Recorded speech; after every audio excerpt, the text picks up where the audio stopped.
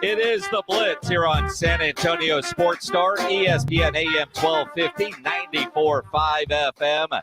I am Jason Minix, and we are live at Texas Cheer Liquor number 2, which is 1604 Petranco Road. We're going to be here till 7 o'clock tonight, and we've got some free samples. Because when you come to Texas Cheer, well, you get free samples. And today we are sampling the Maker's Mark Private Select. This one looks really good, James Pledger, as you look on the video if you're watching on Facebook or on YouTube. We also have a bottle of Knob Creek Single Barrel Select Rye. Yes, Pledge, you can reach for that, but you can't have any. See, these will go down here in my bag for safekeeping for a little bit later on. But you don't want to come by here to Texas Cheer. And we're here on this Wednesday, the Wednesday before, we're a week and a day away from Thanksgiving. And if you're like everybody else, you better get into Texas Cheer and get what you need to get through Thursday. And you might need to get something extra to get you through till Thursday, and then the day after Thursday, and then the day after that. You got to come by. I mean, whatever you need to get you through the holidays and all that wonderful time with your wonderful family. We all know, especially if they're all staying at your house, you might need extra when you get by here at Texas Cheer. Come by, lots to sample today, lots to talk about on this Wednesday edition of the Blitz. Coming up at 5 o'clock, Larry Coker is going to join us. Larry Coker started the UTSA football program, and I remember years and years and years ago, he would come on with us once a week when he didn't have a game to play that week because they were just practicing. And then, of course, that inaugural game where there were 56,000 people in the Alamo Dome. We all remember that.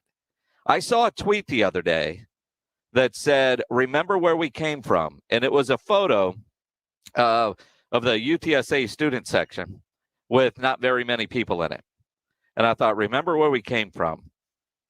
I called Larry Coker, said, "Man, I want to bring you on to talk about the vision that you told us a decade ago of what you thought UTSA football could be over time, and the fact that it is happening, and we're seeing it now." They play UAB Saturday, or basically the right to go play for the conference championship game. If UTSA beats UAB on Saturday, they will host the Conference USA championship game on Friday, December 3rd in the Alamo Dome. Now, if things don't go UTSA's way, there's still a way for them to get in there, but they'll need some help in the final week of the regular season. But essentially, Saturday's game is a championship game for the right to go play for the championship. And then, so knowing that I was going to have Larry Coker on today, I went over to the race facility today, and it's really the first time I've gone to see it. When they opened it up with all the COVID protocols, everything going on, I hadn't been over there. I went over to the race facility today, the Roadrunner Athletic Center for Excellence. And I tell you what, they did not cut any corners in putting that facility together. It's not Texas. It's not Texas A&M. Is it on par with Texas Tech the last time I saw Texas Tech facilities? Absolutely. And I'm sure Texas Tech has done some upgrades. I was just at Arizona State Halloween weekend, and I saw some of their facilities. What UTSA has over there is on par, from the weight room to the players' lounge, the classrooms that they have, the meeting rooms. Did I mention the weight room? It's incredible what they have built out there at UTSA. And if you remember the old commuter school days, it's nothing like that. There are incredible, and we've talked about it, but it's one thing to talk about it, another to go see it.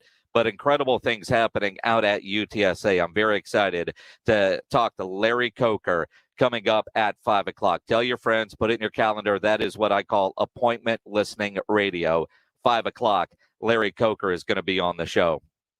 Coming up at 5:30, Jane Slater from the NFL Network. She will join us. We'll get the latest on the Cowboys. Tyron Smith back at practice today. Chances are he is going to play this Sunday in what really is the game of the year in the NFL, for at least this week anyway. It's the game of the year, the Kansas City Chiefs against the Dallas Cowboys. That's going to be a fun game, and it's one of those interesting games where, as a Cowboy player and as a Cowboy fan, you're going to get the other team's best shot because it's America's team. It's that star on the helmet. It's everything they want. And for Patrick Mahomes, who grew up going to Cowboy games, who grew up as a Dallas Cowboy fan, it's going to be big for him. But I got to believe that the guys in that Cowboys locker room are looking at Kansas City the same way. I mean, this is Patrick Mahomes. This is a team that's been to 2 straight Super Bowls. This is, I would imagine Kansas City is gearing up for what is essentially they're getting the Dallas Cowboy treatment. Everybody comes in wanting to give them the best shot. That is what we have to do. It's going to be a fun game. We'll talk about it with Jane Slater at 5:30. Clint Stoerner from Sports Radio 610, former Cowboy quarterback. He is going to join us at 6. Obviously at 4:30, as we do every Wednesday, we'll talk with Maddy Skyeline from the San Antonio Express-News. James Pledger, who's producing as always. I've had a busy day. Because I got up early and I went over to the race facility this morning. And then I went to Brackenridge Park. The Valero Texas Open is celebrating 100 years. So today over at Brackenridge Park, when the tournament rolls around this spring, this will be the 100th Texas Open. Obviously, it hasn't always been the Valero Texas Open. But, Brackenridge Park is where the first one was played back in 1922. Which is incredible. Lee Trevino was the guest speaker at this dedication this morning. They put a historical marker up at Brack, talking about the first tournament and all the tournaments that played there with the Texas Open, which was a very cool thing. But Lee Trevino was there. And what I find interesting is the number of people that have messaged and said, I didn't know he was still alive. Well, I can tell you, Lee Trevino is still alive and still funny as hell, sharp as hell, told lots of great stories from back in the day.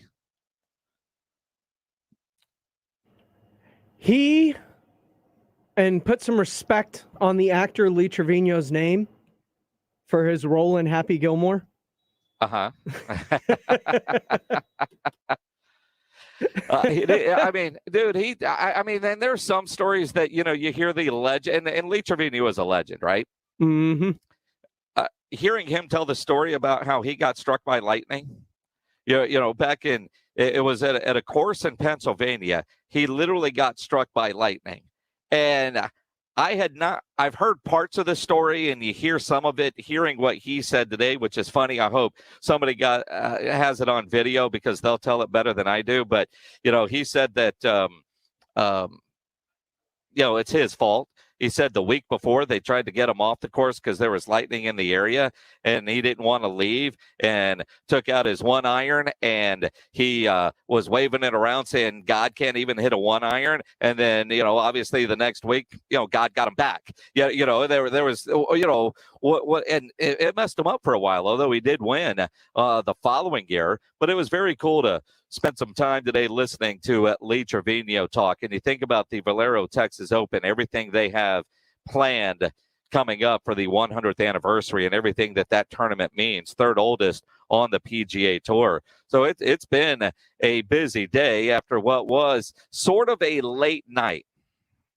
I did not make the end of the Spurs game. I did not make the end of the Spurs game because I fell asleep watching it. I didn't make the end of the Spurs game because I got pissed off and turned the channel. The Spurs game last night was frustrating, and they lost, and I'm okay with the loss. The idea of how they are losing, the frustration that builds with those losses. You just be competitive, and in so many games they have been competitive. It's what you expect from the San Antonio Spurs, not winning some of these games. And then you see what they did last night. And for the love of God, I don't know how you can get 21 turnovers and get blown out in a basketball game. I mean, they are doing things. They didn't shoot the ball well from 3. What were they? 5 of 22. Not enough makes, and quite honestly, not enough volume. Keldon Johnson, I've been hard on him as of late. He was okay last night. Devin Vassell has been getting so much praise. He was awful last night. Derek White finally had a good shooting game, 8 of 14, finishes with 19 points. DeJounte, steady as usual, 26 points on 12 of 21 shooting. But rough night for Doug McDermott, rough night for Eubanks, rough night for Devin Vassell, who's been kind of one of the better players. And I thought it was interesting because before the game, Greg Popovich had what was a very interesting pregame session with the media. I saw Tom Orsborn from the Express News. Tom was tweeting about Pop's pregame session where, he went deep into coaching and, you're in LA, you've got lots of media there. And, as Greg Popovich obviously winds down his career, he was asked, with this team that we know is going to suck and has been losing a lot of games, you're 20 some odd games away from becoming the all-time winningest coach in the NBA. He was asked this before the game yesterday, what motivates you? What excites you? For some reason, the audio seems very low. Well, let's unplug, plug back in, see if that works, Greg Shelton. So, Pop, what motivates you? Is there an inference there that I've been doing this a long time and you're asking me because I'm old? Is that sort of I should take offense to that, I think. I'm not sure. No offense. I know. It always comes down to the competitive part and the teaching part, especially with this group that I have this year. Obviously, very, very young team, and we're basically starting anew. And so I want them to have a good start in developing their games, not just individually, but, trying to remember what real mental toughness is, what wins games, how you lose games, what are the most important factors, what you owe to your teammates, and how to be responsible to each other in both competitiveness and execution. So I think the teaching part is probably, you feel necessary. I never said a word to Timmy and Manu and Tony. I didn't coach those guys. I just went to the games. I watched. They went and won. I enjoyed it, that kind of thing.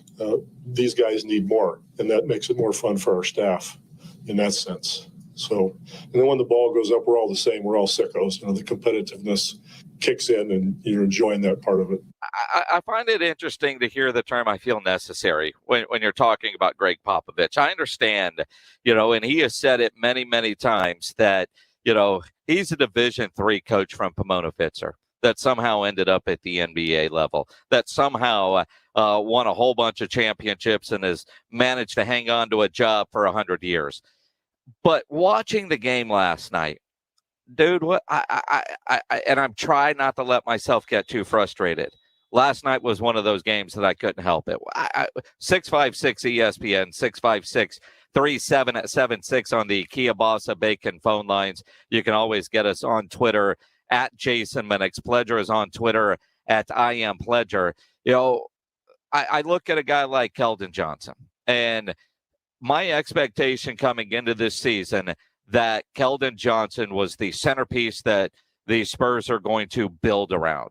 When you think about some of the young talent throughout the NBA, you name a team and you know who their young star is, who they are going to build around. With San Antonio, I thought that was Keldon Johnson, although some might debate that it's DeJounte Murray. Some might debate that person isn't here yet. That's part of the problem. Pick a guy to build around, and let's build around that what we think is going to be a star player. Keldon has struggled at the beginning of this year, partly because they're asking him to do a lot more than what we saw last year. He's been working with Chip England. You could see that he's getting better with his shot. Pop last night talked about Keldon's work with Chip England. Well, Chip's a forever long-time shooting coach who's worked with a lot of people, including people like Steve Kerr and Grant Hill, and the list goes on and on and on. He's just a special guy. He's a teacher that people enjoy learning from because he is intelligent, quirky, weird, thoughtful, incisive, and he really cares about them all improving. And he doesn't need credit or anything like that. He does it for the love of the sport. So he's been, very special to me and to our program, for a very long time. And, Keldon's his newest challenge, to try to get him straight. And he's got to get him straight. Last night was frustrating. Last night I was texting with a buddy of mine about Josh Primo. And I am almost ready, James Pledger, to change my mind about Josh Primo's need to be in Austin versus San Antonio. If the Spurs are going to play like that, why not get Josh Primo some run? at the NBA level. I mean, I was that pissed off watching the game last night that all you people that keep saying, Josh Primo, why not have him up here instead of letting him tear up the G League? I like what the G League offers a young player, from minutes to learning the game, build your confidence up as opposed to getting frustrated at the NBA level. But watching last night's game, who's he losing minutes to, and what the hell are they doing here? I mean, Bryn Forbes was awful last night. You know, and a buddy of mine was texting all night, like, what are we holding Primo back for? And I got no answer. When you watch a game last night, you know, some of the other games where they're playing close and you see some mistakes late and you go, all right, this team is getting better. After last night's game, I don't know what the hell Pop is doing. I don't know what he was thinking. It was just frustrating. And like I said, somewhere late third quarter, I just turned it off. I couldn't watch anymore. I was not going to stay up late getting angry watching a team that I promised myself I'm not going to let make me angry. But sometimes you just can't help it. Pledge, you're dancing in the studio, you're laughing, you're smiling. Explain yourself. I'm just happy to hear you say that you are finally willing to come over to the dark side and let the rookie learn on the job. Well, and again, he is learning on the job in the G League ranks. But if they're going to play like that, I mean, what is the point of Bryn Forbes? I mean, honestly, watching the game last night, what is the point of Bryn Forbes? 3-point shooting. I mean, all right. I mean, he hadn't done much all year, and last night, 0 for in 12 minutes. I mean, I know he's bringing that championship experience back home to San Antonio. I mean, didn't we talk about that? With like, of all the 3-point shooters you could go get, that was it? Was Bryn Forbes? I mean, nobody missed him when he was gone, and now he's back. I saw memes last night. What's that? I saw memes last night saying, if Bryn Forbes wasn't Pop's illegitimate kid, then he wouldn't be on this roster. You know, I am, and I've had some people ask me this, so I'll just say it. I never tweet during a Spurs game, or let me say that. I rarely tweet during a Spurs game. I rarely look at Twitter during a Spurs game. So I didn't see any of the memes last night. You know, there comes a time, unless I'm playing solitaire, I'm not even looking at my phone late at night. You know, at some point you got to put it away. I did not see any of Spurs Twitter last night, and I'm glad, because I know what I was thinking, and I'm glad I didn't tweet some of the things that I was thinking. You know, there's fan time, and then there's work time, and, you know, my Twitter doesn't differentiate the two, right? So, I mean, there's things, same thing during a Cowboys game. Certain things that you could scream at your TV that I'm not going to put out on Twitter, generally because I don't use F words on Twitter. You know, just personal preference. I know some of you do, and you can get away with it. You know, Mickey doesn't appreciate that. So I try not to tweet or look at Twitter during certain games. And I'm glad I didn't last night, because last night it was aggravating watching these Spurs play. And maybe just because they weren't even competitive. They really weren't even that competitive. It was mistake after mistake after mistake. And again, you get what did the Clippers finish with? As I pull up my box score, Clippers had 21 turnovers in the game. Yet they win the game 106-92. And it doesn't even feel like it was that close. I mean, it didn't feel that close. Like I said, for you frustrated Spurs fans that want to win, I don't agree with that. I'm still good with not winning. I just want to be entertained, competitive, and feel like they're making the improvements that we want to see. DeJounte is the one guy, and even Pop said so, who's been incredible. He's, he and Jakob have been our most complete players, during the season. And I wish DeJounte could play 48 minutes right now because he's really holding us together wonderfully. Yeah, well, I mean, and he's not going to get you 48 minutes, but you kind of wish that would happen. It is the Blitz here on San Antonio Sports Star, ESPN AM 1250, 94.5 FM. We are live out at Texas Cheer Liquor number 2, which is 1604 and Petranco. Basically, you're on 1604 Petranco right across from the Walmart, doing some free samplings. We got a lot to talk about today here on the Blitz. And James Pledger, we have some giveaways as well. We've got those movie passes. Tell me how we're going to give away those movie passes. I say we give them away to caller 12. All right, we can do that. Are you going to explain what the movie passes are? I absolutely can. This is an advanced special screening at the Palladium this Friday at 7 o'clock. So you got to be free on Friday at 7 to go see the new movie Ghostbusters Afterlife. And before the actual screening of the movie, they're going to have a live Zoom conference with the director, Jason Reitman, who was the son of the original Ghostbusters director, Ivan Reitman, and he's going to be talking about the movie, some of the Easter eggs that are laid within it, and get you ready for this special screening. All right, and he says there's about 300 Easter eggs in the movie. That's a lot. It seems like a lot.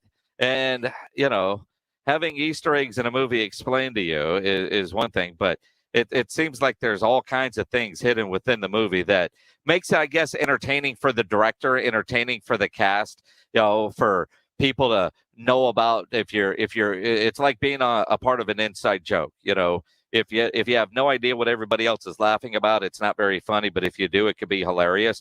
It's one of those kind of situations. So if you want to go see Ghostbusters on Friday night, that's a little bit more than just going to the movies. It's an event, as James Pledger likes to call it, at Santikos. Caller number 12 right now, 210-656-ESPN, 656-3776. Come see us here at Texas Cheer Liquor number 2, 1604 and Petranco. We've got some free samples. If you want to sample the Knob Creek, we are sampling that, as well as we've got Maker's Mark Private Select that we are sampling.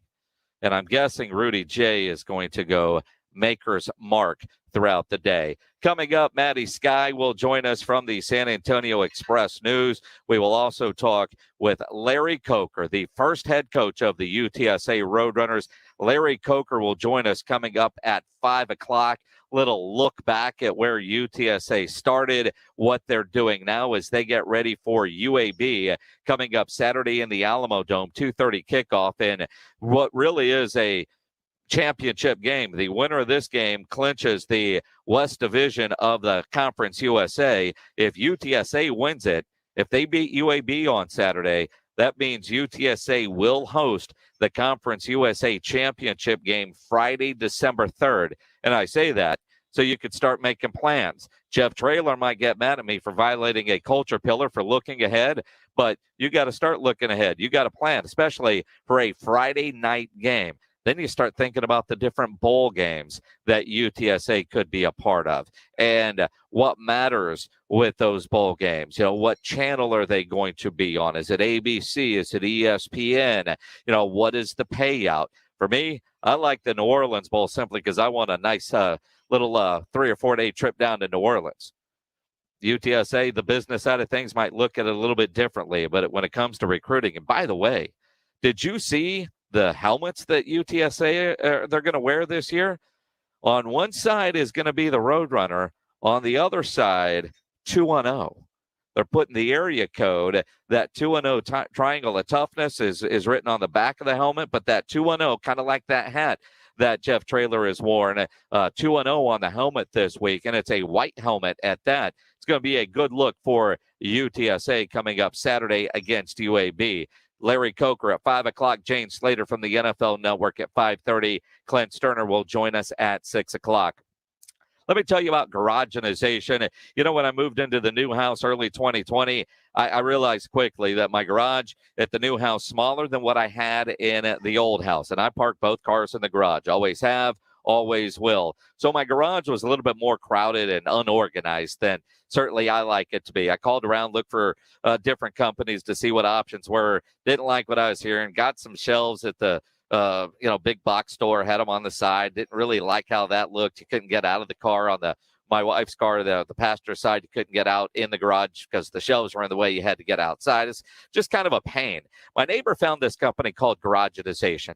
I loved what they did over at Hal's house. So I called Garageization. They came out to my house, looked at my garage, told them what I needed, told them what I wanted to spend, had these nice industrial 6-foot shelves, 2 of them put up in the garage. And what I love about them, one's over the beer fridge. So it's great because, that space above the fridge to the ceiling, I can now utilize. And, they've got adjustable bars underneath, so you can hang stuff underneath. So you're utilizing that space underneath. If you need to organize your garage, call Garageization, 210-664-4494. You can talk to them about shelves, overhead racks, closed storage, slat walls. Make your garage functional for the entire family. I love how my garage space is now. Love the versatility of what those shelves offer from Garageization, which is a great veteran-owned company. Since 2008, Garageization has been helping San Antonians love their garage. Call them. They will come out and give you a customized plan for your garage.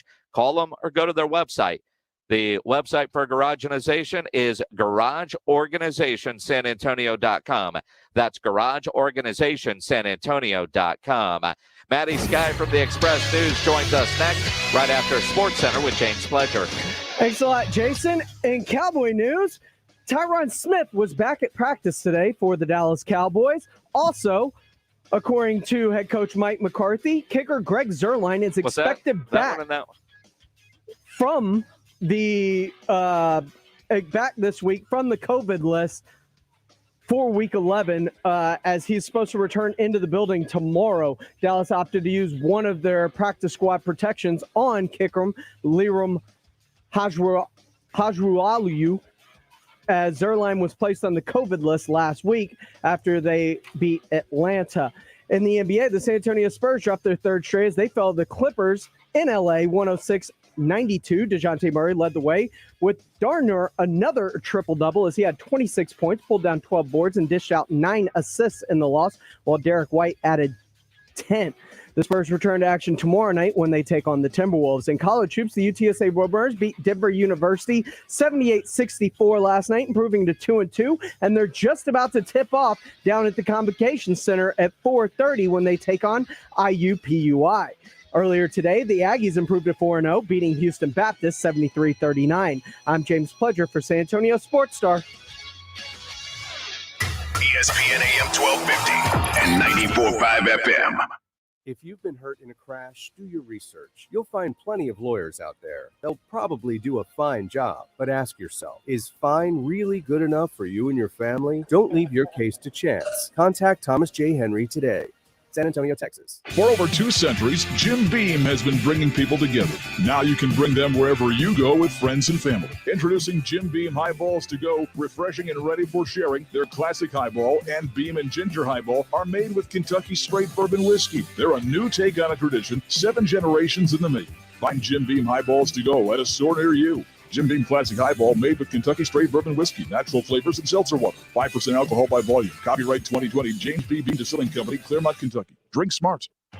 The Rock the Mic finale will be live at the Slacker Sports and Arcade Bar North Star location. Tomorrow, we will have our final 3 and our Jim Beam wild card with us, and we're deciding the Rock the Mic 2021 champion. Who's going to be our next champ? Join us at the OG Slackers North Star location and help us congratulate our new ESPN Sports Star team member, and you can enter to win Dallas Cowboys home game tickets. Rock the Mic 2021, brought to you by Slacker Sports and Arcade Bar and in part by Jim Beam. From city streets to back roads, from road warrior to carpooler, there are some things you can always count on, like the reliability, durability, and power of DieHard, America's most trusted auto battery. No matter where your journey takes you, count on DieHard to get you started on the road ahead. Available at your local Advance Auto Parts and participating CarQuest stores.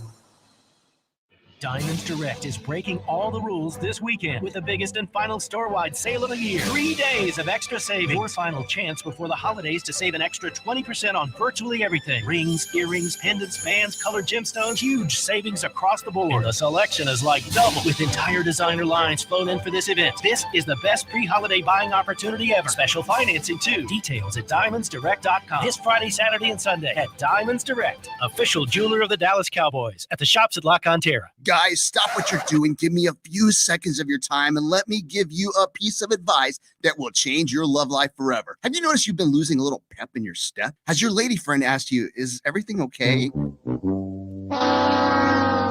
you find yourself having trouble rising for the occasion? Do you stress out before that special moment and wonder, is it gonna work? Guys, I'm going to let you in on a big secret. You don't ever have to worry again. The Mojo Male Enhancement Formula has you covered. Mojo is the 100% guaranteed male enhancement formula that guarantees lasting success, if you know what I mean. The Mojo Male Enhancement Formula is safe, natural, and effective every single time, guaranteed. Mojo is available in a fast-acting spray and a quick-action capsule. Do yourself and her a favor and call Pure Line Nutrition in San Antonio today. They'll get you set up for success. Call 210-494-2210. That number again is 210-494-2210. Mojo Male Enhancement, only available at Pure Line Nutrition. Injuries happen, so if you twist, pull, pop, or snap something, you need Dr. David Espinosa at TSAOG Orthopedics. Dr. Espinosa treats all non-surgical orthopedic injuries and has same-day and next-day availability. Telemedicine services are also available. There is no reason to be in pain. If you are hurting, visit Dr. David Espinosa at TSAOG Orthopedics. Learn more at TSAOG.com. That's TSAOG.com, or schedule your appointment by calling 210-804-5490. There's never any FOMO with the iHeartRadio app. You won't ever have to miss out on your favorite shows and contests with this radio station again. Radio 24/7, 365. We're here when you want us. Stay connected and listen anywhere when you download the free iHeartRadio app. Jason Minix, The Blitz.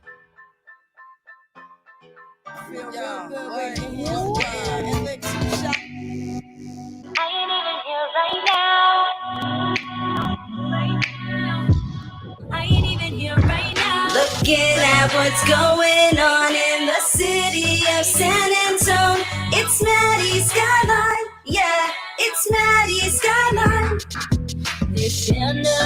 It is the Blitz here on San Antonio Sports Star, ESPN AM 1250, 94.5 FM. I'm Jason Minix. We're live at a Texas Cheer Liquor Store, number 2, which is 1604 in Petranco Road. We're here till 7 o'clock. We got lots of samples, Maker's Mark, Knob Creek. If you're thirsty, come on by. And you know you need to, because Thanksgiving is a week away.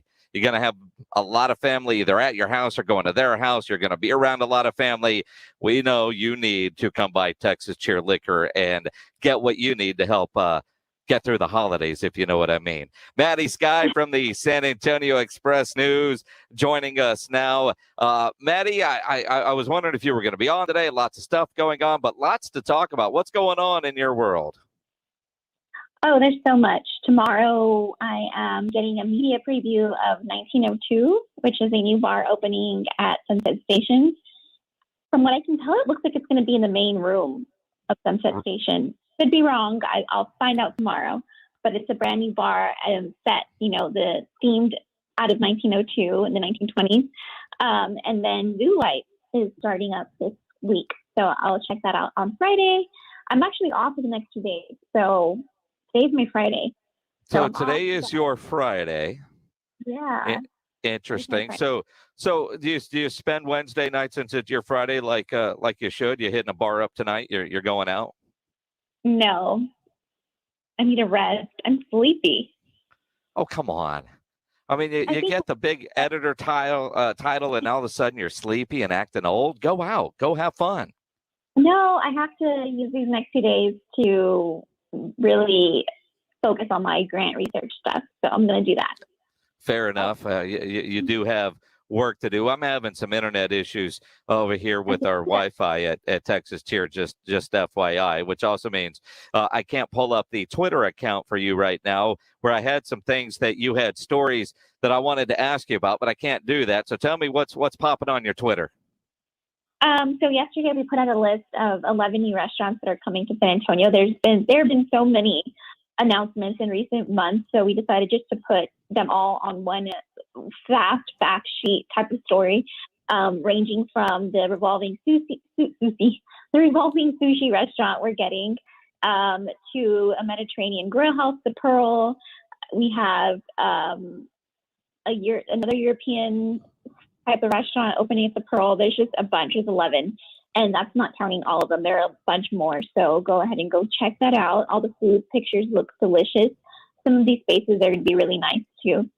So that's happening. There's going to be a Hot Cheetos market coming. There we go. That's what it was. What the hell is with this Hot Cheetos craze? Have you not had Hot Cheetos? They're delicious. I'm not a fan. Well, Jason, you're not. I don't know. But I'm seeing Hot Cheetos on ice cream now. I'm seeing Hot Cheetos on chicken. I'm thinking people are putting Hot Cheetos on just about everything. Well, I will say Hot Cheetos ice cream was disgusting. I tried that one out. But Hot Cheetos on corn on elote is great. Elotitos on and off Fredericksburg has amazing corn in a cup topped with like a healthy amount of Hot Cheetos, the way I would make it if somebody gave me a bag of Hot Cheetos and corn in a cup. It's just to die for. So they will be there actually at the Hot Cheetos market. So that's happening December 4th at Belief Modern, right before the holidays. So chances are you have a Hot Cheetos stand in your family if you are from San Antonio. So there'll probably be a lot of opportunities to buy cute gifts that you won't find anywhere else. But yeah, so that's fair enough. And again, Hot Cheetos on ice cream, no. But I will say, take a shot of Fireball, pour that over vanilla ice cream, and that will change your life. I don't know about that. No, I promise. I promise you, Maddie. Try that, and Fireball. You will. I know. I mean, look, and there was a time where I did nothing but Fireball, and then I realized Fireball probably isn't my friend anymore. Then sometimes, I'll smell a candle and think, who's got the Fireball? I mean, I've run the gamut, but Fireball on vanilla ice cream is incredible. I'm one of those people that's like, don't fix it if it ain't broke. And vanilla ice cream is great as vanilla ice cream. Well, it is, but if you're willing to try vanilla ice cream with Hot Cheetos on it, I think you should be willing to try vanilla ice cream with a shot of Fireball. The thing is, I wasn't willing to try it. I did the work. There's a lot of things you super willing to do. Yeah, see, I don't. I mean, if you didn't want to try it for work, you could have said, I'll pass on that, and just write about a description. I have an obligation to uphold to my readers. All right, so you sound like as the food and culture editor, you're turning into one of those. What's that pledge? What's his name that Rob Thompson always freaks out of? That guy from the cooking shows that eats anything and everything all over the world. Andrew Zimmer. Are you turning into the San Antonio version of Andrew Zimmer that because it's for the job, you are willing to eat anything? I don't know who he is, but I will try anything once. So I guess maybe I'll have to try the Fireball and vanilla ice cream, but I don't ever go buy Fireball. That's the thing. I haven't had Fireball since I was in college. So well, that was just last week. I wish. I was more like years ago, 9 years ago. I don't. Interesting question that it's kind of random. What are your thoughts on pecan pie? I like it. I like my mom's pecan pie. I'm not a big pie person, but I did see that Reese's peanut butter cups. That's my style. Yeah. I want one of those. Although, did you see those things are damn near $50? Did you see they're almost 10,000 calories? I don't look at calorie count. Have you seen me? I mean, well, first off, do you think somebody could get, if it's $50, I'm expecting it to be a pretty decent sized pie. I don't know that somebody's going to sit there and eat that in one setting, right? That's not for one. It is shareable, isn't it? It is for one. Yeah, I'm sure it's shareable. I love Reese's peanut butter cups. And the reason why I was looking at the calories is because one of my friends and I were talking about it, and he said, oh, it's like probably like 5,000 or some little amount. And I was like, no, it has to be closer to 10,000, all that sugar. So it's like 7,680 or something. It's the holidays. You join a gym in January and, enjoy 3 or 4 of those pies. But I bring that up because I am not a pecan pie fan. And I was at an event earlier and they handed out pecan pies as kind of a take with you kind of thing. So, my first thought was, well, I'll give it to it. We're on location today. I'll give it to my engineer, Greg Shelton. I imagine, he's Mr. Everything Texas. He's going to like pecan pie. He doesn't want it. So, well, you can take it back to the station, give it to James Pledger. James Pledger doesn't want it. I can't give away this pecan pie. Wow, I would have eaten it with a little, what's it called? Not whipped cream. We have whipped cream. It would have been delicious. Yeah, it's from the Bird Bakery. I mean, it's going to be good if you like pecan pie. So I didn't want to waste it, and you couldn't really leave it, right? But I can't. I'm trying to be nice and give this to somebody, and nobody wants it. I would have eaten it. If we were back in the studio, I would have taken that home with me for sure. All right, we'll see what you do since you're off tomorrow. Come see us here at Texas Cheer Liquor number 2, Petranco and 1604. Get you some Fireball for your ice cream to go with your pecan pie. There you go. See, You're such I'm a problem solver, Maddie. You're a great salesman. Thank you. I try hard. We'll see you here. Traffic wise, you'll be here by 6 o'clock. Oh God, yeah, that's another thing. San Antonio traffic has gotten so much worse. Have you not noticed how bad it's gotten? I feel like it's worse now than before the pandemic. Like, did you really get many people that moved here during the pandemic? Because it is insane. Like, even past 7 p.m., there's still traffic everywhere. Maddie, I do a radio show from 4 to 7 p.m. I'm the one guy that's happy all these people are sitting in traffic, listening to the radio. I am the one guy that loves to hear people complain about traffic. 1, I'm never sitting in it. And 2, that just means lots of people are stuck in their car listening to us right now. Hi, people stuck in your car. Yeah. I feel your pain, but if you're listening on the radio, thank you. But yeah, it's so bad. It's terrible. I don't want to go anywhere anymore. I'm going to stay home. No, don't do that. Get in your car and put it on 94.5 FM or AM 1250. It's a wonderful thing. It's great for business. Yeah, it's crazy how bad it's gotten. I don't know if I'm just always stuck where there's accidents or it's just my luck, but I've been stuck in traffic way past 7 p.m. Yeah, dude, what gets me is the traffic at 2 o'clock, 11 o'clock. It doesn't seem to matter when, where, or whatever. There's just always traffic. Always. It doesn't matter. Maddie, enjoy your next couple of days off, and I imagine into Thanksgiving. If I don't see you, have a great Thanksgiving. Fireball on your vanilla ice cream. Get yourself some pumpkin pie, and have a great week. Thanks, guys. I'll see you soon.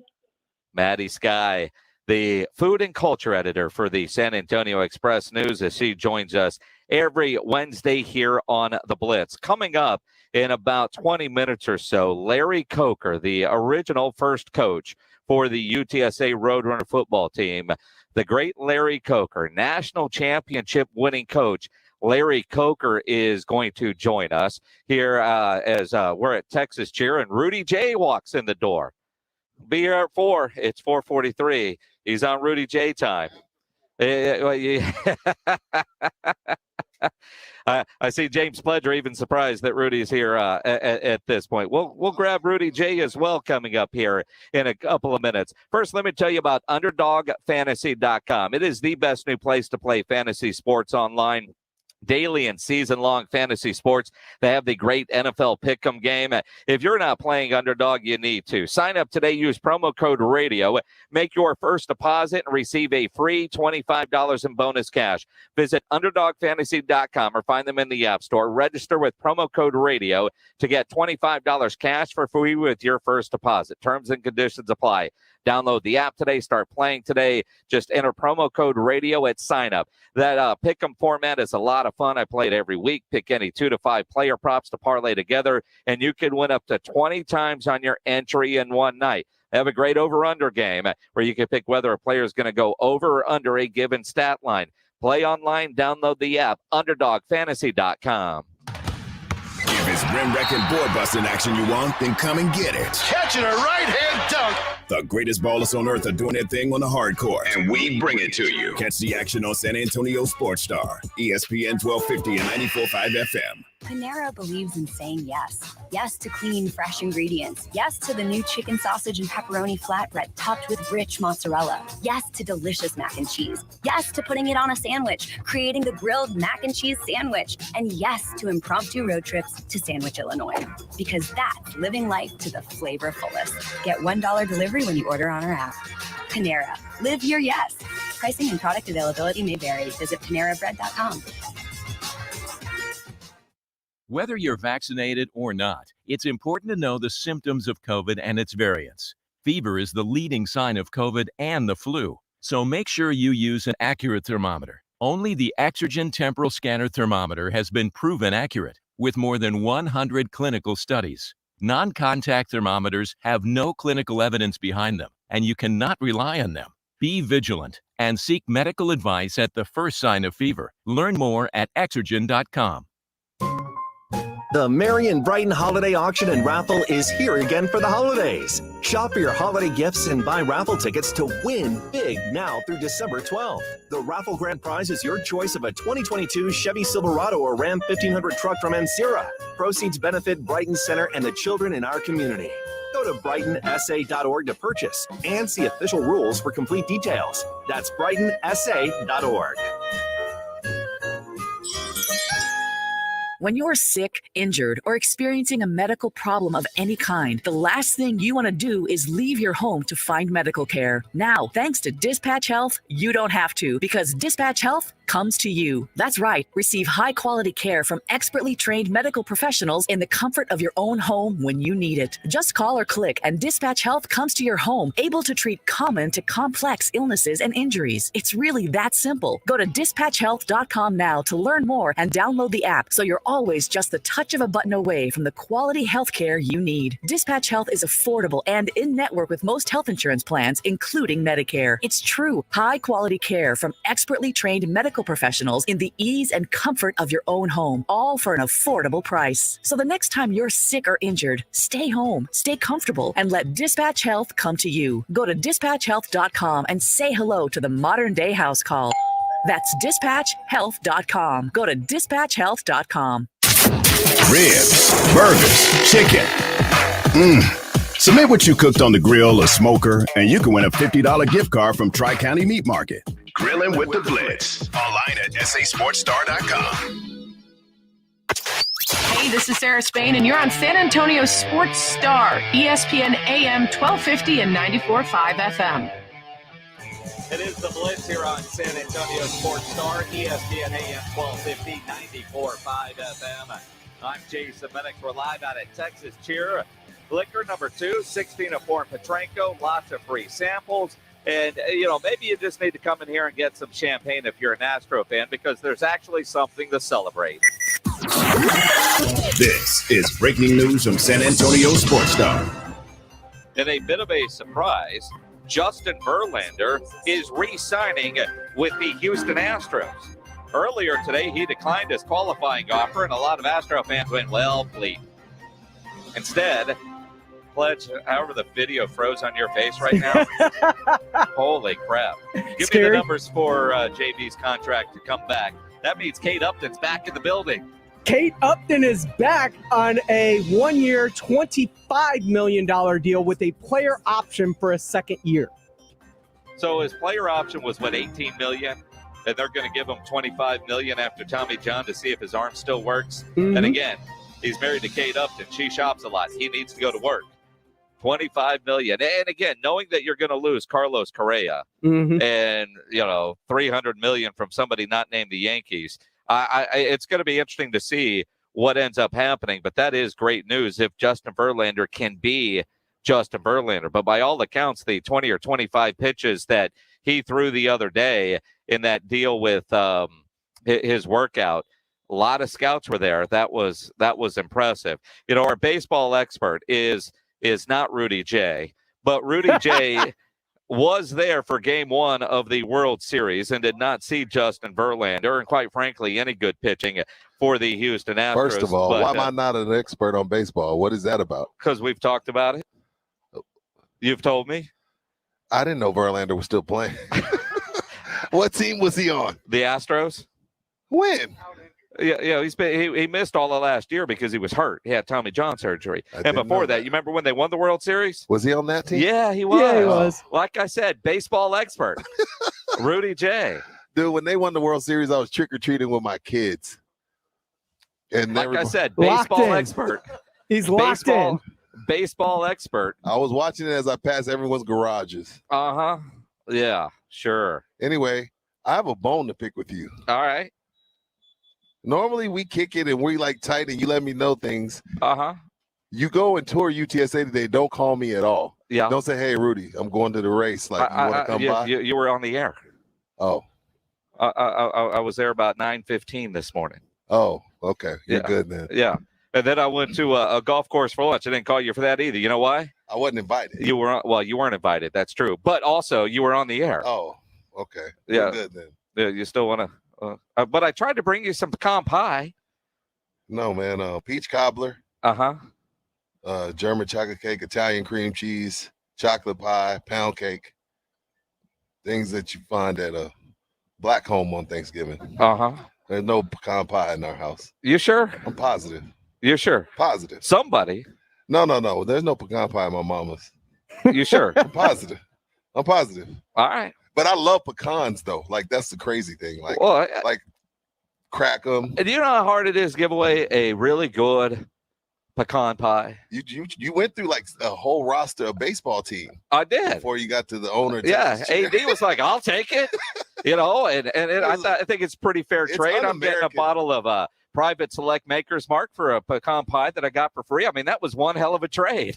I think, 107 proof. I don't know if Rob can handle that one. It's un-American that we don't eat pecan pie, though, isn't it? No, it's un-Texan. Oh, it's un-Texan. It's un-American if you don't like apple pie. I like apple pie. I used to like the ones they had at McDonald's when they were hot. Stop. What? Stop. The church's chicken with too. Stop. Come on, man. The KFC ones were really the best back in the day. I didn't KFC. Dude, when I worked at KFC, those little desserts, we'd cook those up towards the end of the night. Really? Yeah. Then you could just mark them away as throwaway, and you'd take them home. I mean, dang. So everybody, I was Burger King. I was. When the Whopper was $1, so McDonald's. I was getting murdered. Yeah, I was getting murdered. You remember when the Whopper was $1? No. And there was no screen back then. You had to. It was handwrite it down. Horrible. Everybody had a fast food job. Well, yeah. I mean, at some point, everybody needs to have a fast food job. Except our kids. My daughter's first job was at the Olive Garden. So she made money. She was the hostess. And then she worked drive-through. Or not drive-through, but pickup before the pandemic, but pickup. Yeah. And we used to get mad because pickup, when you work in the pickup window, if somebody was getting it to go, they don't share tips. And most people didn't tip the to-go people back then. But they bitched more than anybody else, right? And so she didn't get tips. My oldest lasted at Buffalo Wild Wings and Bill Miller's a total of 2 weeks. Then she got on at HEB and she's never left. All right. She loves HEB. She's got a good career. I told her, I was like, hey, you can go to college all you want to, but you can stay at HEB for 30, 40 years. Mm-hmm. No, all right. You'll be back. You were just trying to get her off the payroll faster. I know you. You got a job? Keep it. Yeah. Keep it. HEB is a great job. It is a great job. I have one of Erica's friends from college was working in the makeup department at HEB and worked her way up. She had that job since she was like 16. Worked all through college. Got her, graduated as a teacher. And she's a first-year teacher, moved up to Dallas, and I think she was making more money at HEB. Yes. Because she was in management of the makeup department at the HEB in Huntsville, Texas. Oh, the makeup department. Yeah. Yeah, she specialized.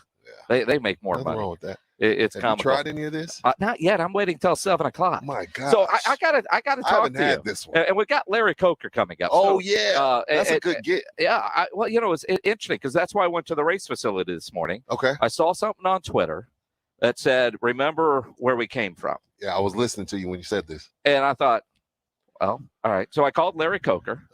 and talk to him a little bit. He's coming on the show at 5 so we can remember where we came from. He went 8-4 his first year, didn't he? Well, but they were playing like Bacon State and a whole bunch of.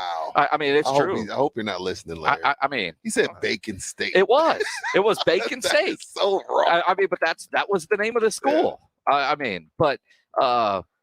I saw earlier today you opened up a TikTok account.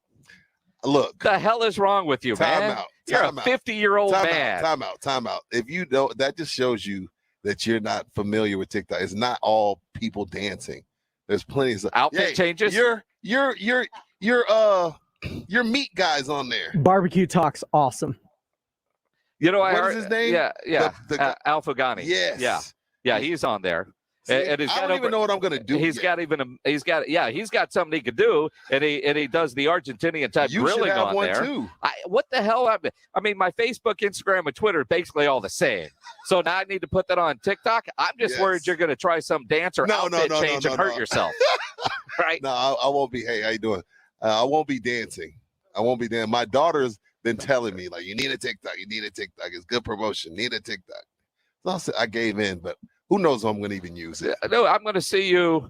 I ain't going to dance. Then you're going to have a cigar. You're going to have some bourbon. And all of a sudden, it's going to be dance. Because I see how you get after a couple of those bourbons. You always tell me you're not dancing. You have been with me a couple times when I got to feeling good. And you start dancing. I don't know. I can't dance anymore. No, I don't know if you ever could, but I hurt my lower back when I dance. Yeah. It's part of private selected. Me up. So what is your TikTok for all of our audience that are TikTokers? Yeah. Is that what we call my you? TikTok name? What is it? Yeah, Rudy J, JAY ESPN _SA. All right. So follow me. I need some followers before I give y'all some good content. I got you. You got to create. You got to. Thank you, Pledge. Pledge, you have a TikTok? Of course he does. Pledge is 25 at heart. Of course he does. And my guess is he's doing all kinds of NSYNC dances when he's drunk. Because he could do the whole thing. And workouts. There's another reason not to join. You work out more days a week than I do. Have you ever seen me post about it once? I haven't. No. I haven't. No. I don't see you post anything except business and drinks. And barbecue. Barbecue. Oh, my God. That's another reason you need TikTok. There's a barbecue community on TikTok. Dude, my daughter wants me to just create a Instagram just for my food. You should. Right? You should. Oh, but my regular Instagram is kind of turned into that. So that's all your regular Instagram is. I don't need to keep up with anything else. You know, it used to be my dogs, but I'm down one, and my other one's old, doesn't do anything. Are you gonna get another one? No, not for a while. Not for a while. My other one's 16, man. I'm not bringing a puppy into her world. She'll be like, who the? But yeah, I mean, she can barely walk now, let alone put a puppy in there. Yeah. So, not going to do that. Okay. Larry Coker, the first head coach of the UTSA Roadrunners. He will join us coming up next. First, let me tell you about Alamo Water Softeners. They're having a Black Friday special. Purchase one of their bundles between now and November 27th. So basically, you got 10 days to get one of these bundles and receive a free 1-year tune-up on your water softener and a free water heater flush. Go to alamowatersofteners.com. because they've got water treatment bundles with special pricing to give your home the highest quality water treatment available. They also have 0% financing for 2 years with approved credit. You know, in San Antonio, we have some of the hardest water in the country. So go to alamowatersofteners.com. Have one of their whole home specialists come out to your house and give you a free water analysis and a customized plan, and take advantage of bundle pricing, 0% interest for 2 years, and the Black Friday special going on now through November 27th. Do like I've done. Discover the Alamo Water Softeners difference. Go to alamowatersofteners.com. That's alamowatersofteners.com.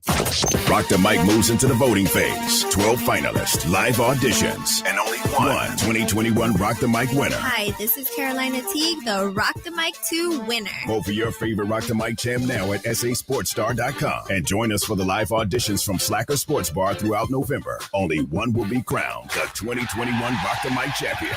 Presented by Slacker Sports Bar and in part by Jim B. Rock the Mic on San Antonio Sports Star, ESPN 1250 and 94.5 FM.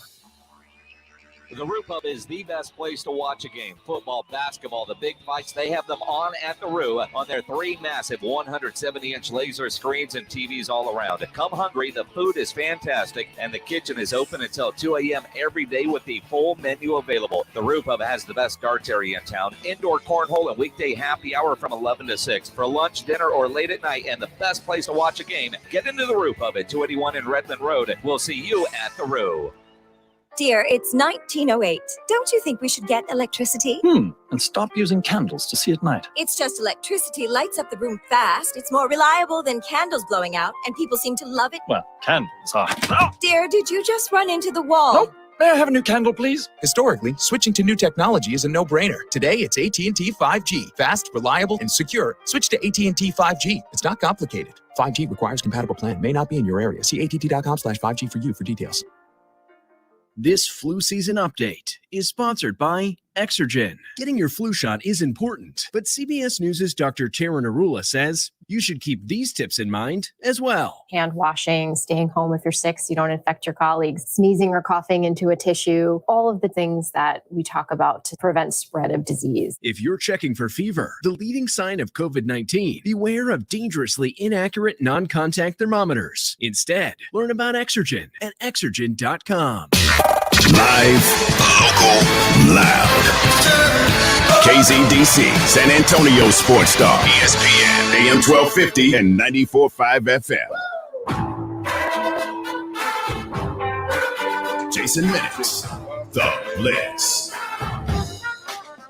It is the Blitz here on San Antonio Sports Star, ESPN AM 1250, 94.5 FM. I'm Jason Minix. Welcome in. And be glad you are listening right now. The other day I saw a tweet that said, remember where we came from, in reference to UTSA football. And I saw that, and I was thinking about that as UTSA gets ready to play UAB on Saturday with so much on the line. So remembering where they came from, I reached out to Larry Coker, the first head coach of the UTSA Roadrunners. And Larry Coker joining us now here on the Blitz. Coach Coker, certainly appreciate the time. How's everything in your world? It's going great and good to be with you. Appreciate the time. You know, I think about that tweet. Remember where we came from. And I remember when you first got the job at UTSA, you used to come on with us every week when you had players just practicing that year with no football, no games. But you talked about what you thought UTSA football could be. And when you see what they are doing now, how nice is it? How satisfying is it to think back and go, yeah, I saw that coming. That's why I took the job originally. Well, you know, it's very satisfying, and I did see it coming. And I'm very excited for the program and the staff, and it's just and for the city. It's just a good deal. Very, very nice deal. When you see a 10-0 UTSA team that they're ranked number 15 in the country, as quickly as they've done it, does that surprise you at all? Well, it really does, because they've come a long way. It's come a long way fast, but they've done a great job. They've really worked at it. It's not an easy job. It takes a lot of work, and they've done a phenomenal job. Larry Coker joining us here on the Blitz. I went over and toured the new race facility they have, the Roadrunner Center for Excellence that they have for athletes. And I'm looking at those facilities, and I'm thinking about the facilities and the offices that you guys have. I'm curious your thoughts on the race, and can you compare what it was like when this thing started to what Jeff Traylor has right now? Well, we didn't have much, and but again, we had a vision and hard work and some good people around us. And what he has now says a lot, but I think he's done a lot to make that happen. What are your impressions of Jeff Traylor and what he's been able to do?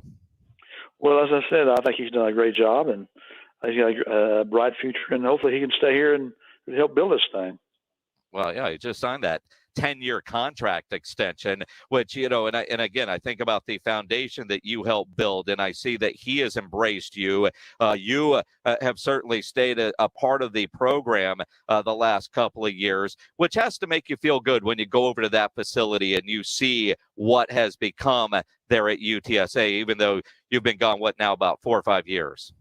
Well, it really does. And I'll tell you, Lynn Hickey was my athletic director, and got this thing going. And I'll tell you, she saw it coming and knew it could be something special, and she was right. And I was just very lucky to be a part of it. When you think about, well, I mean, and a big part of it, I said the day they hired you, UTSA football was relevant on the national scale. When you go hire a coach that has a national championship on his resume, and you talked about how you thought it could happen. The fact that they've done it so quickly, jumping from conference to conference, and I know that started under your watch where you started going to the WAC and then getting into Conference USA. What does it mean in all your college football experience with UTSA moving to the American Conference? Well, again, I think it's a financial thing, it's a prestigious thing, and exposure and recruiting. And there's so many things about that that's a positive, and it's so important that the TV exposure and all that's so important anymore. Coach Larry Coker joining us here on the Blitz, the original coach for the UTSA Roadrunners. How often do you get an opportunity to either go watch practice or go to a game? You know what? I'm going to go to a game, but I don't really go to watch practice very much, and I really never liked football practice that much anyway when I was coaching. But that was a lot of work and a lot of stress. But I think it's just enjoyable when I go down and relax, and sometimes when you're a fan, it's sometimes more stressful just because you can't control things, you can't control the outcome. I want to go back to, you don't like practice. You had a whole year where it was nothing but practice. Now that you're past it, that must have been torture for you. That was difficult for the players and the coaches, but this is what we had to do to kind of get this thing going, and we were able to do it and made it happen. And you certainly did make it happen. When you watch this UTSA team and the players that Coach Traylor is recruiting, that started, with you. I remember you saying you wanted to recruit San Antonio out and make this San Antonio's team. And I like that is still happening. When you watch UTSA and they're doing it with a bunch of San Antonio players, and you think about this week, their biggest game in program history, a chance to clinch the West in the Conference USA, and that would mean hosting the championship game. When you're watching this team, do you watch as a coach or as a fan? You know what? I'm pretty much a fan now, and I'm just such a fan of Coach Slater and what he's done with the program and with these kids. And I understand how it could be special with it. And I'm just excited for the city, excited for him and for this team. And, man, they are going big places. Outside of just living everyday life, Coach, how's your life? My life is great. I'm staying healthy. I'm exercising. I've got a nice wife, a nice pup. I can't complain. Can't complain at all. Coach, if I don't see you Saturday in the Dome, man, I appreciate you taking the time and a little stroll down memory lane, thinking about where it started and what it has become. And I think about that first game, and there's a big mural on the wall there at the race facility, a photo from the Dome, 56,000 in there. And wow. I'm looking at attendance, and yeah, you had 56,000 at your first game. They had 30 the other day. I don't know if they'll get to 56, but hopefully, maybe 35, maybe 40. I mean, just from a coaching standpoint, having a big crowd has to help that team so much. It does help that team, and that's very special. I'm just excited for Jeff and the team, and just that's come such a long way in such a short period of time, and it's exciting. It's very, very exciting. And you started it all. You and Lynn Hickey had your vision. You came here for a reason, and we're seeing that play out now with this program. Coach Larry Coker, I appreciate you taking the time. It's been a while since we've had a chance to catch up. I'm glad you're doing well.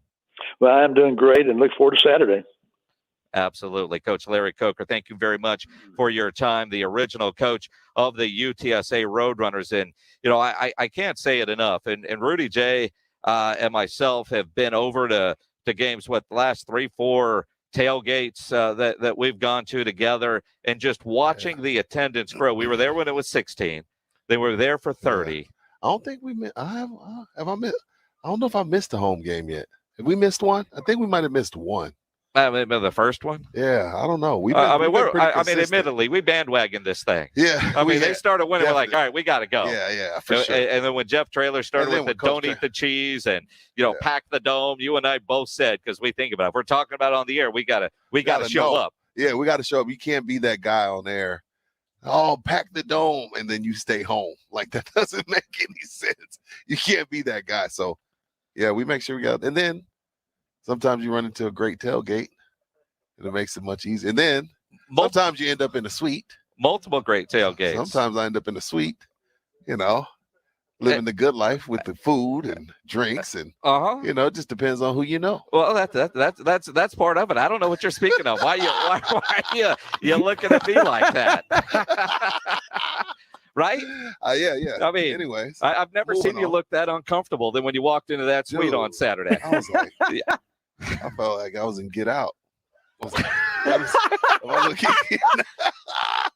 I mean, seriously. Jason looked at me. He was like, "You all right?" And I was like, "Yeah." Yeah, you were I like, sat down in the corner by myself. You did. I was like, dude, man, you got to socialize. You want to meet people. Dude, you can't come up here and act weird. Yeah, I was acting super weird. I was. Then I had a couple drinks and I loosened up. And you realized all that food. Yeah, you can take that too. Cool. I mean, it was cool. Good times. Thank you. And you're going on Saturday to the game? Yeah, absolutely. Well, I'm just. Then we clinching. We got to clinch a berth for the Conference USA title. I'm changing up my hunting trip. I know. I can't believe you're going to come back from the best. Like, I've heard about y'all's hunting trip. And you're coming back early for the UTSA game. I am. Because Rob is like, Rob ain't coming back. I've heard it. What is it, like 50,000 acres y'all are on? I think it might be more than that. Exotics? Yeah. I want to get a ram. A ram? Yeah. As long as if I see you with a giraffe, we're not friends. No, there's no giraffes out there. I mean, I don't like those people. No, I know it's not like that. Okay. And they tell you, I mean, this is stuff they need you to go get for population control. Okay. Ram, like ram. Yeah. With the big curled horn. Because I want them out. Yeah. That's pretty expensive to fix, though, isn't it? To get them out. We don't have to talk numbers on that. Yeah, it ain't cheap. Okay. I mean, but I like the European mounted ones. I'm not like the European is where it's turned, the neck is turned? No, it's where the skin is all gone and the skull is bleached. Okay. Because my wife doesn't necessarily like those. I've been to your house. I haven't seen one hanging. Yeah, there's two hanging. There's one right when you walk in. My wife just doesn't like the whole head with the eye staring at you. So I'm allowed to get, if we do the European style with just the skull, she's fine with that. But I got a fallow deer last year, and the year before that was a black buck antelope, which Nice. also have, and then of course you want the meat and see You what's eat it? there. Some of it. Most of it goes straight to my brother, deer? or I give it away. Deer is weird. I'm not the biggest fan. I don't like it all gamey. The black buck antelope wasn't bad. You ate an antelope? Yeah. That's weird. What do you mean it's weird? I don't know. You've been to my house. You've eaten antelope. You didn't, bitch. Don't say that. You either had antelope or I ate fallow deer. brisket. That's what you thought. You got there late. I had the antelope. I feel so dirty. Why? It was good. I've heard of elk. I heard people eat elk. Yeah, elk is good. Is it? Deer is good. Atlas deer. Okay. I like deer sausage. Fallow deer. All right. Yeah, I've eaten deer sausage pretty good. It's not too gamey. I guess it's processed. It's all in how you prepare it, Right. is what I've been told. I don't know how to prepare it the best. Yeah. And there, I think sometimes if I know I'm eating it, I don't necessarily know that I want it. Yeah. If I'll eat it, and I'm told later. Exactly. Which is obviously true with you. Yeah. Yeah. You know what I mean? That seems antelope. That seems to. Are you a good shot? Yeah. You got pretty good aim. Mm-hmm. Oh, okay. Ask Rob. I'll tell the story now, but Rob will verify it. Last year, we got to the ranch and we were driving around in the Jeep, just kind of touring the place. Right. And we saw a couple of fallow deer up on a hill. Okay. And the guy we were with, I was like, I think I want one of those. Hadn't been to the stand yet. We hadn't been there an hour. And we're driving around. We track them a little bit, get out of the Jeep, shooting uphill pretty good ways. One shot, dropped that thing, and then waited a few minutes, make sure it bled out, and then went and got it. It was pretty good. I was done before we got started. Then it was just drinking the rest of the weekend. So you were like, I'm good. I'm good. Well, I'm not paying for more than one. I mean, let's be honest. Yeah. I don't go shoot enough. But I think Rob was going to the range today. I believe it. I believe it. Range today and put in some work. Well, but Rob, pretty cool trip though. Rob is a good shot, but out there's times where you just go sit in the stand and watch all the stuff going by. It's like watching a safari show on TV. You don't even need to pull out your gun. You just watch it and go, I can't believe this is all here coming by right now. And then when you're in the stand, the feeder's right there. It just draws them right to it. Yeah, I wouldn't mind taking out a hog, one of those big old black hogs. I wouldn't mind taking one of those. Those are hard to shoot, though. Really? Uh-huh. Why? Because they can take a bullet and keep on rolling, and they're fast. If you hit it and it doesn't drop right away, it's unless you want to spend all day trying to go find it, but they don't stand still. That's why they have dogs. That's why people that hunt them have the dogs to chase them. Yeah. No, see, I know a little something about hunting. I'm a big National Geographic guy. Are you really? Huge. I know a lot about a lot of animals. A lot. I'm a hippo guy. I'm a rhino guy. I'm a Shark Week guy. So Justin Verlander's re-signed. Do you know about baseball? Baseball? Only thing I know about baseball is they get paid a lot. And Carlos Correa thinks Derek Jeter's overrated. Yeah, which is interesting because that's one of the teams that's likely to give him over $300 million. And you wonder, can you disrespect the captain like that and then have that team sign you for $300 million? Well, from what I'm reading, Brian Cashman hated Jeter. So some people think it's going to help him. It might, but it's still. Now, he can't sign with the Marlins. No, well, yeah, definitely. He can't sign with the Marlins. I've seen Detroit on the list. I'm thinking, who would want the Tigers? Really? Who wants to go to Detroit? Yeah, who wants to go to for $300 million? I'll go wherever. Yeah, $300 million. I'll play anywhere. Yeah, 200. Yeah. 100. All right, 50. Rudy J from R&R in the morning. Is it that time? He's got his new TikTok. Okay. No, man, I'm transitioning. Okay. Did you stay up late last night and watch the Spurs? And I'm feeling it right now. I can tell. I'm feeling it. I can tell. I have to make her smart. I was pissed watching that game last night. Why? Just how piss poor they were playing. You know what this is. I know what this is. And I've told myself, I'm not going to let the Spurs make me angry this year. And last night. Is it working? No. Last night, I turned the game off in the third quarter. I was getting so angry. And almost to the point, to the point of agreeing with those that say, if we're going to suck, play primo at the NBA level. And I have never been that guy, Jason, but I'm there with you. I don't know that I'm totally there, but if I'm going to watch that, why the hell is Bryn Forbes here? Why the hell are some of these guys here? They're not a part of the future. And I don't know who we're building around because I thought it was going to be Keldon, but I don't know how well. I mean, Keldon to me has been the biggest disappointment this year. Wow, that's a hot take. Well, only because, thanks for listening. I've been saying this for a while, but only because my expectations were so high for Keldon Johnson, and he hasn't lived up to those expectations. Because with Murray taking 20 shots and he's the point guard. I don't know if Keldon's actually getting the touches. I mean, when I see 4-9, 2-9 nights, I mean, somebody's got to score. And I think part of it is they're asking Keldon to do a lot more than they have in the past, but I thought we were building around this guy. He was the untradeable guy. He was on the Olympic team. And so my expectations were high, which is why I have him right now as my biggest disappointment ahead of Derek White, who is very, very, very close on that list. Derek, last two games, he's starting to come out of the slump because he was in a bad way, and I was letting him have it. And, we have the biggest Spur apologist in the entire city on our show, our producer, Carl Schoening. Well, so we can't say anything. Well, and apparently we can't even talk about it on the Blitz because Carl Schoening's just going to pop right in to try to tell us how wrong we are. Because, again, last night, that game got me frustrated, and I'm not there yet. I like Primo in the G League to get minutes and get some touches and some growth. Because I don't know that he'll get those same kind of minutes at the NBA level. I don't know that he should at this point. But lottery picks are supposed to play, right? I mean, this isn't the 29th pick. He's a lottery pick. Yeah. He's supposed to play. He's 12. He looks 12, Jason. He's 19, but he looks 12. But he has game and he's fearless. Well, that's it. And right now, just give me something. Right. Like last night, I was yelling at Pop. I was yelling at everybody because I didn't see anything different. All right, this isn't working. Do something. Yeah. And I don't know how you get 21 turnovers and get blown out. Wow. Yeah, this is what I've been calling them. I've been calling them the San Antonio Briskets. This is going to be low and slow, and you got to be patient. You got to put them on the grill, set them at 250, and leave them there. This is going to take time. You're patient with your brisket. Mm-hmm. You know how to make a brisket, right? That's what the Spurs are right now. That's the best way I could call it. Like, hey, have patience. If you want it to be good, you want it to be juicy, all right, you have to be patient. They're the San Antonio briskets, and I'm fine with that. With this roster, though, I mean, you've got a low-grade piece of meat.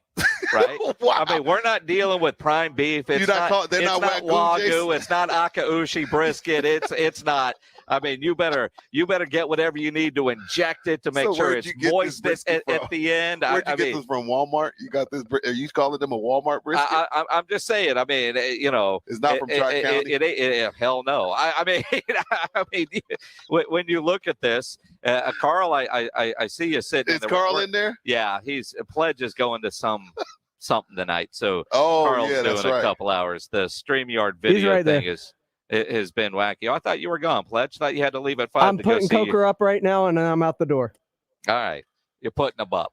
That sounded like you're stop. That just sounded bad. Put them in the podcast. This is who you deal with every day? Every day. Gotta love it. Every day. Yeah. You know how my producer's pretty cool, except Rob called them a bad team the other day, and Carl Bout came through the double plexiglass. They are a bad team. No, they're not. They're not a bad team, Jason. There's a bad team is the Timberwolves, is the Pistons. This is a young team that's learning how to win. That's not a bad team. There's a difference. Oh, can't you be young, learning how to win, and be bad at the same time? Because they were really bad last night. That was bad to you? Yes. Or that's just a team that doesn't know how to finish. I don't think they're bad. They were blown out. That game was ugly. That game was ugly. Do you think the Lakers are a bad team? They got beat by 30 by Minnesota. You can have an off night. That's what I think the Spurs had. When I look at some of the young talent, right, and I look at some of what you talk about, these young teams that are learning, we know they're building around a very specific young superstar. Now that, yes. And the Spurs don't have that. I agree with you. I thought that was Keldon. Maybe it is DeJounte. Maybe he's coming of age this season. Maybe it's both of them. I've been so impressed with DeJounte and the growth of Devin Vassell. I love Vassell. He's my favorite Spur. Devin Vassell. Yeah.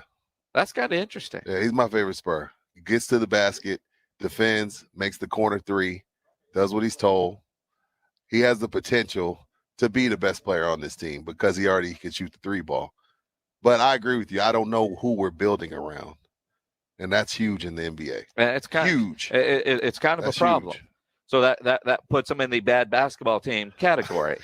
I mean, I know they're young. I know they're up and coming. I know they're learning. Right. And they're going to have nights like last night. Right. Like the Lakers game, you might get frustrated because, they go cold down the stretch, miss 3 or 4 shots, but at least they're taking the shots and you're happy with the shot selection. Yeah. Make or miss league. They don't know how to make them yet. 15 games in, we're still learning how to play together. Seriously? You buy that after 2 or 3 games. 15, you've had practice time. I don't know how much I buy that now. Give them to the rodeo road trip. That's what we used to do. Remember those days? Like, I'll see where we're at after the rodeo road trip. Those days are gone. Those days are long gone. I mean, because I feel you. Those days, you were get to the rodeo road trip, then you started worried about seating. That's when seating didn't matter. Health mattered. Right. And we knew with that Spurs team, get in. It didn't matter if you were 1, 2, 5, whatever. They were going to be able to make a run. So you want to tank? I'm almost there. You want a top 5 pick? I'm almost there. I feel you. I'm almost there. I feel you. I do want to. It's going to be a deep draft. I think this is going to be a deep draft. I've been paying more attention to college basketball because I work with Rob Thompson. Yeah, good luck. We talk about it every morning. Yeah. We talk about college basketball every morning, so I got to be on point. And he's been making me watch it. And there's a few guys I like. Yeah. No. And again, I mean, because half the time when Rob's talking about those guys, I have no idea. Me neither. I didn't either. He's like, I am not an NBA draft expert. He's from Dallas. I'm like, well, seeing Rob knows who those kids are from high school, from AAU. Yeah. It's like when I do the All-American Bowl. I always get a guy on the national broadcast who's from 24/7 Sports. Oh, and, yeah, for sure. You know, one of those national recruiting expert guys that will talk about what high school he went to, what he had for breakfast, what his mom likes to eat, all that. It's like, dude, it's kind of creepy. You know all that about a high school kid. But, that's their job, right? I mean, that's Rob when it comes to these basketball players. It's like I played in a tournament with him out of Virginia. Yeah. He's about 6'6". He grew to 6'9". I'm like, dude, what is wrong with you? That's his thing. That's his thing. That is definitely his thing. Yeah. Rudy J from R&R in the morning. Staying up late. Always. Then you had to do halftime. You said you went and got a workout in. You haven't had a nap yet. Nope. This is Rudy J without a nap. I'm good. I didn't say you weren't. I got a great opportunity. I'm going to make the most of it. There you go. My man. There you go. Jane Slater from the NFL Network will join us next. Come see us at Texas Cheer Liquor number 2, which is 1604 and Petranco. We are here until 7 o'clock. We are sampling some select Maker's Mark, and we've got some Knob Creek single barrel select rye that you could sample for free. Thanksgiving's next week. You need to stock up with all that family that you're going to be around. So come see us here at Texas Cheer Liquor, 1604 and Petranco Road.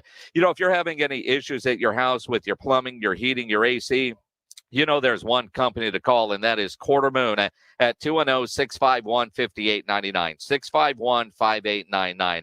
At Quarter Moon, they are full service, big job, small job, residential or commercial. Their service trucks are fully stocked, and they have all the equipment needed for any job. At Quarter Moon, they do not have commission sales reps. They'll provide estimates and second opinions. They have a great experienced staff that has earned an A-plus ranking with the Better Business Bureau. And at Quarter Moon, they are green certified. 210-651-5899 is the phone number. 651-5899 or online, quartermoonplumbing.com. ESPN AM 1250 and 94.5 FM. The Rock the Mic finale will be live at the Slacker Sports and Arcade Bar North Star location. Tomorrow, we will have our final 3 and our Jim Beam wild card with us, and we're deciding the Rock the Mic 2021 champion. Who's going to be our next champ? Join us at the OG Slackers North Star location and help us congratulate our new ESPN Sports Star team member, and you can enter to win Dallas Cowboys home game tickets. Rock the Mic 2021, brought to you by Slacker Sports and Arcade Bar and in part by Jim Beam. Alamo Water Softeners is having a Black Friday special until November 27th. Purchase one of their bundles between today and November 27th and receive a free 1-year tune-up on your water softener and a free water heater flush. Jason Minix here. Alamo Water Softeners has water treatment bundles with special pricing to give your home the highest quality water treatment, and they're offering 0% financing for 2 years with approved credit. Discover the Alamo Water Softeners difference at alamowatersofteners.com. Whether you're vaccinated or not, it's important to know the symptoms of COVID and its variants. Fever is the leading sign of COVID and the flu, so make sure you use an accurate thermometer. Only the Exergen Temporal Scanner Thermometer has been proven accurate with more than 100 clinical studies. Non-contact thermometers have no clinical evidence behind them and are not reliable. Be vigilant and seek medical advice at the first sign of fever. Learn more at Exergen.com. Staying healthy isn't easy, especially during the holidays. Watching your diet, staying active, managing stress. But a good night's rest helps boost your overall health and wellness. And it couldn't be easier. The Sleep Number 360 smart bed senses your movements and effortlessly adjusts to both of you. The result? You wake up ready for anything. Bring proven quality sleep home for the holidays. It's our ultimate Sleep Number event. Save 50% on the new Sleep Number 360 limited edition smart bed. Only for a limited time. To learn more, go to sleepnumber.com. Listen to this station anytime, anywhere on Odyssey. Odyssey is your new audio home for all the music, news, sports, and podcasts that matter to you. Odyssey. That's AUDACY. Guys, stop what you're doing. Give me a few seconds of your time and let me give you a piece of advice that will change your love life forever. Have you noticed you've been losing a little pep in your step? Has your lady friend asked you, is everything okay? Do you find yourself having trouble rising for the occasion? Do you stress out before that special moment and wonder, is it gonna work?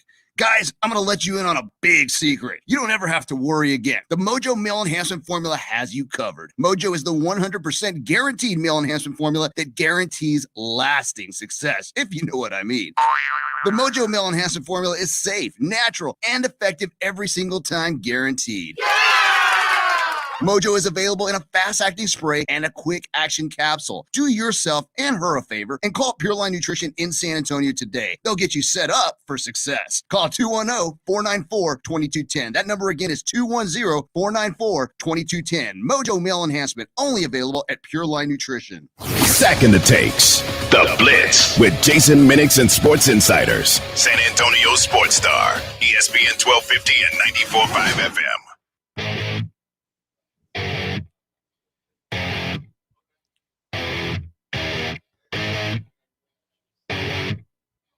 It is the Blitz here on San Antonio Sports Star, ESPN AM 1250, 94.5 FM. I'm Jason Minix. We're live out at Texas Cheer Liquor, 1604 in Petranco.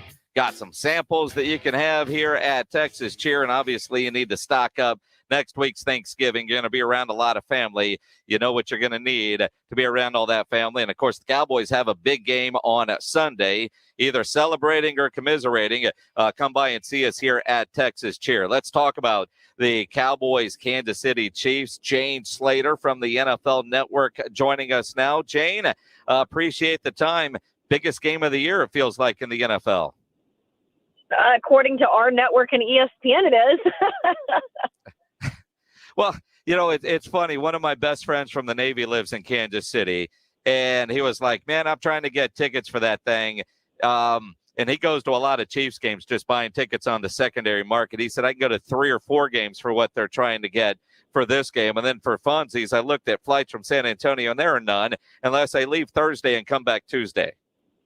Listen, Jason, a story on that. I originally had this game on Sunday, and when we went to go book, most of round trips were $1,800, and they were just absurd hours.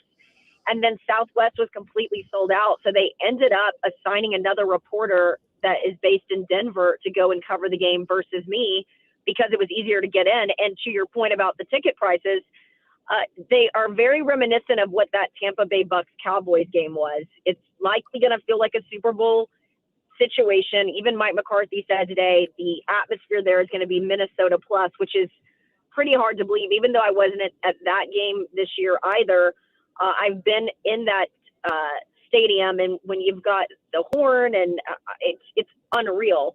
So I anticipate it's going to be a huge game this weekend. And going back to those flights and how ridiculous it is, there's even some Cowboy staffers and local media that are driving the 8 hours there because they ran into the same problem. You know, it's interesting. It makes me wonder, will there be more Cowboy fans than Chiefs fans, or will it be similar to what Cowboy fans complained about against the Broncos, that there was so much orange in the stadium, or a lot of Cowboy fans buying up those tickets to go watch Patrick Mahomes and the Chiefs? Interestingly enough, there's a lot of Chiefs fans in Dallas. My boyfriend is a huge Chiefs fan. There's a lot of people that have moved here from Kansas City, and so it is a little surprising, even if you come here and go to some of the bars, how many Kansas Chiefs fans there are. And, you forget about the history that, the Hunts wanted a team in Dallas.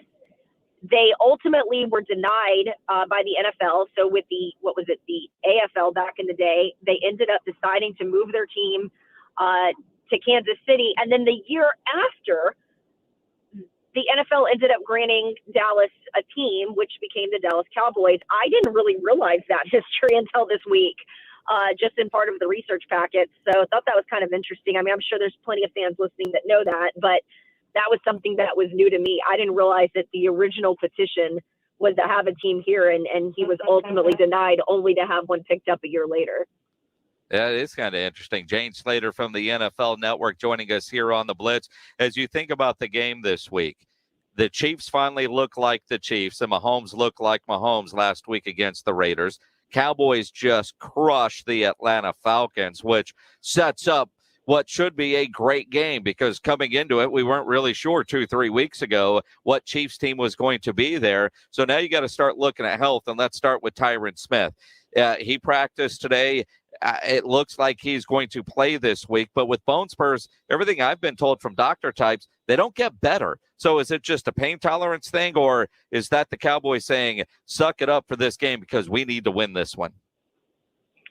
I mean, good question. I mean, keep in mind, it's an AFC game, so it's not like it's necessarily a must win. I mean, you look at the NFC, and I think they're sitting behind the Green Bay Packers at this point. So, in the NFC, it's when you look at standings, divisions, whatever, all the games matter. But I don't think that they put Tyron Smith out there if they thought it was going to be an issue. In other words, I don't think they put him out there to win, given how well they played against the Falcons. And keep in mind, the Falcons had just come off, I think they had been on a bit of a win streak. They had just won against the Saints in the Dome, final possession.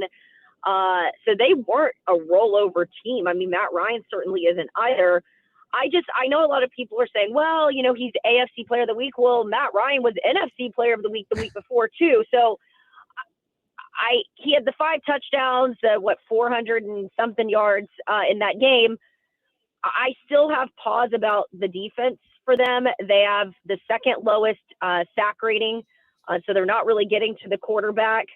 And then when I look at weapons, again, I always tell you I come on the show after I do the podcast with the other media members.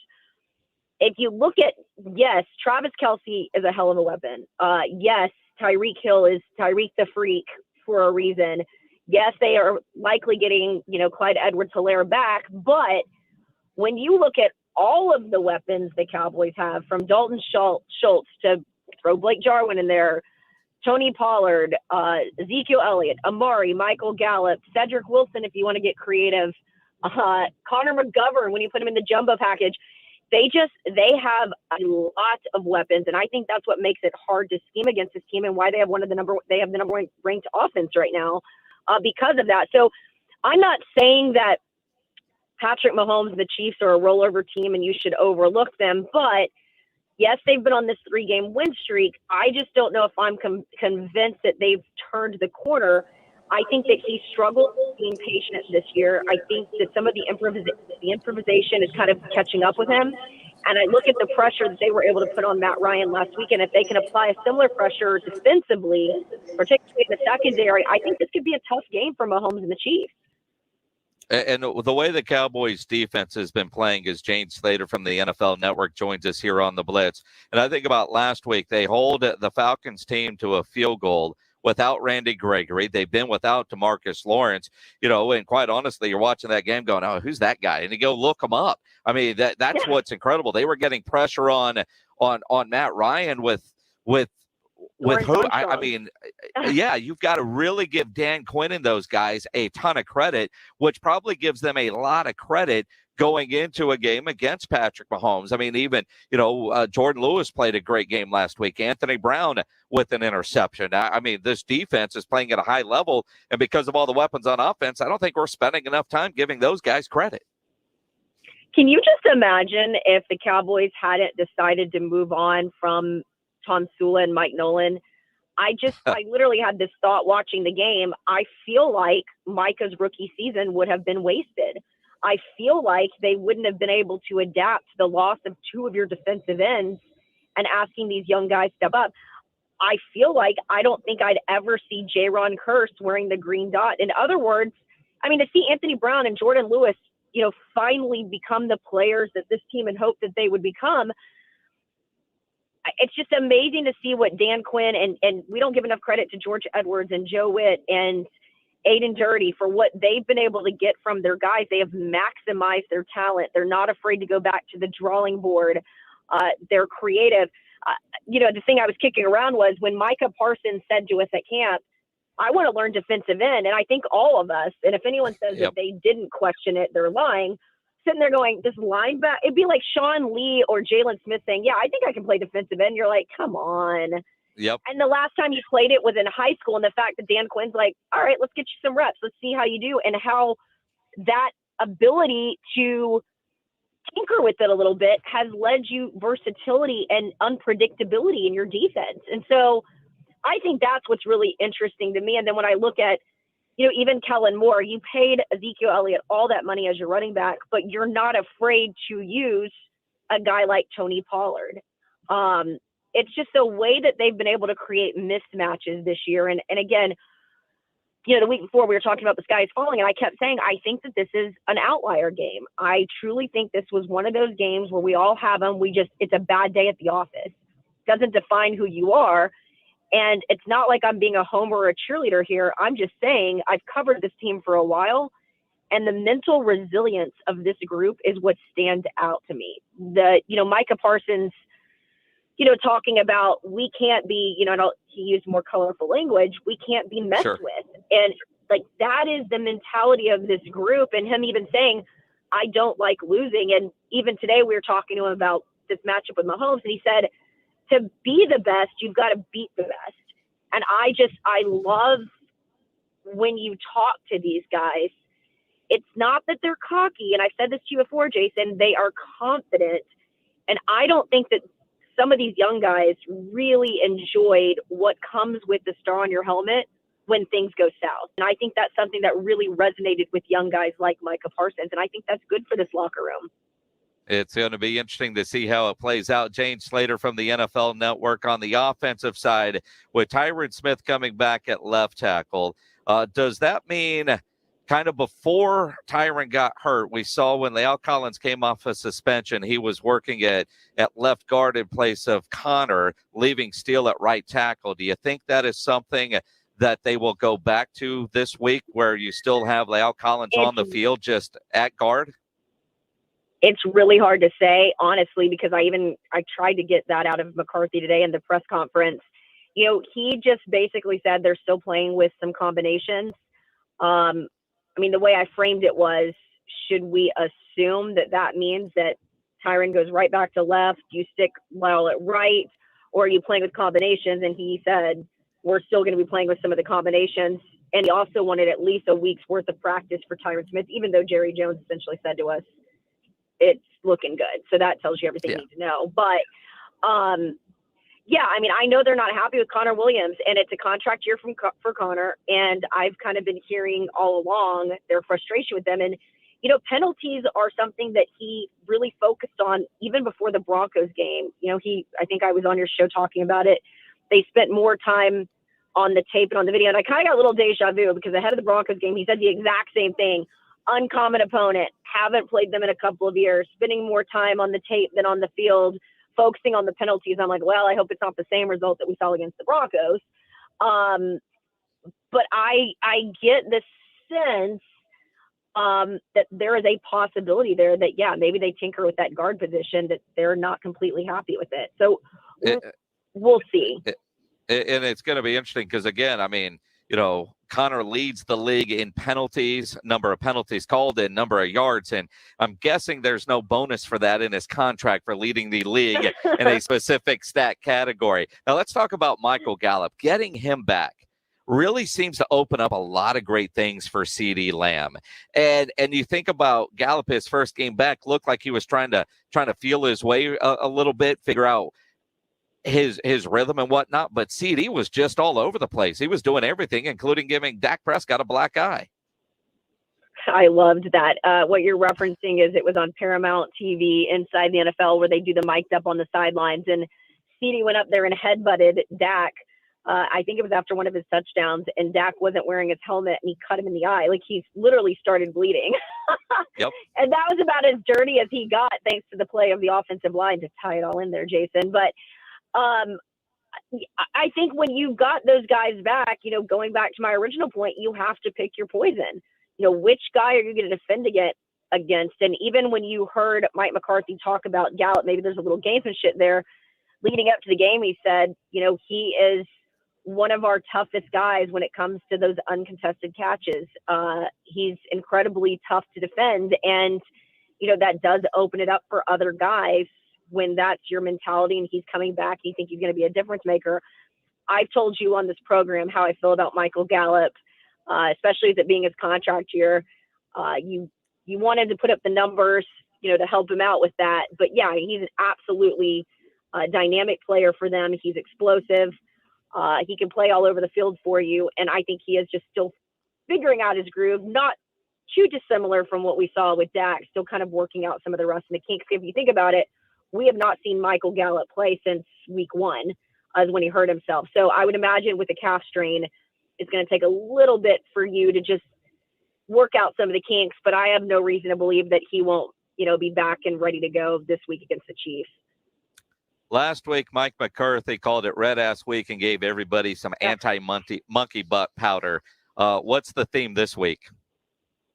I asked him that because I said, well, you've got the watermelon thing, and I just can't even get into the It's funny. I don't. It was great. It was great for a day of sports talk radio, Jane. Ain't gonna lie. I can only imagine. I don't get uncomfortable talking about things, but for me, it was Mike McCarthy saying, I don't want this to get into a discussion about my personal hygiene. And it was just skills I quite frankly didn't need. Same as Ezekiel Elliott on Hard Knocks talking about his need for baby powder. I don't need that. But the good thing is the motivation works. He smashed watermelons last year and smashed moistness this week. So, it is what it is. That's a great way to phrase it. The great Jane Slater with us here on the Blitz. All right, so Jane, before I let you go, not that we want to get too personal here, but if you're not going to the game this weekend in Kansas City because flights are $1,800 and who's going to pay that? So it's the weekend and you get to watch it at home. You mentioned your boyfriend, who I used to like until I found out he's a Chiefs fan, is a Chiefs fan. So do you make him go watch the game somewhere else so you can do your job?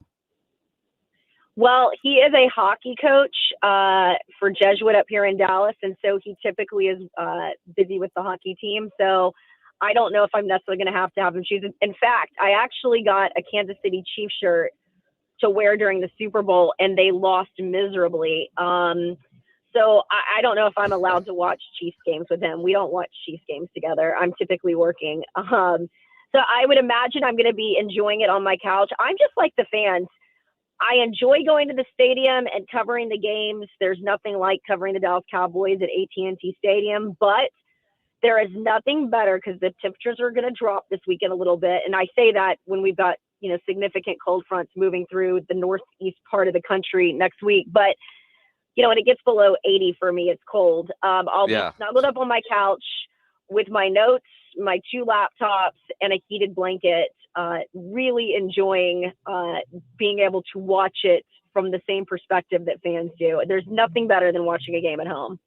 I as much as I enjoy going to games, you're right. I mean, they're especially when I go to Cowboy games, I'm covering it because I'm watching it, but I like being in the stands or where I'm at with cold drinks and not in the press box where you can't enjoy it. People don't realize covering a game. I don't want to say it sucks, but it ain't like you're going to the game with your friends and having a good time.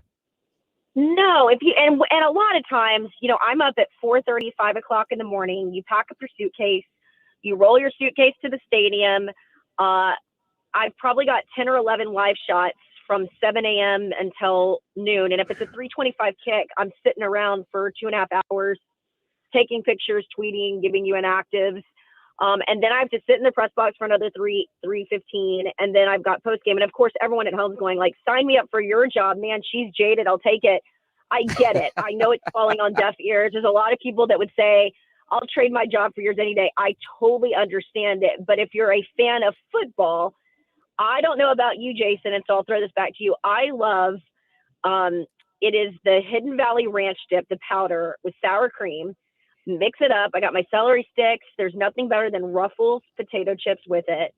Dipping it in with a Diet Coke, chilling on my couch. I mean, it is chef's kiss. It is my favorite thing. Maybe cut up a little salami and some cheese slices, some Triscuits. As you can tell, I'm very excited about watching this one at home on my couch.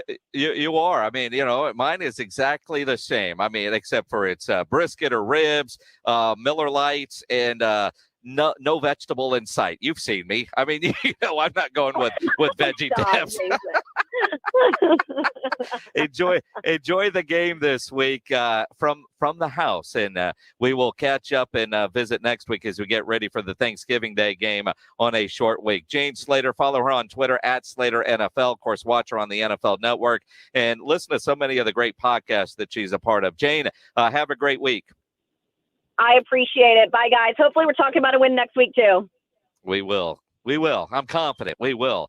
I'm just curious who's going to be the scout team quarterback for Patrick Mahomes this week.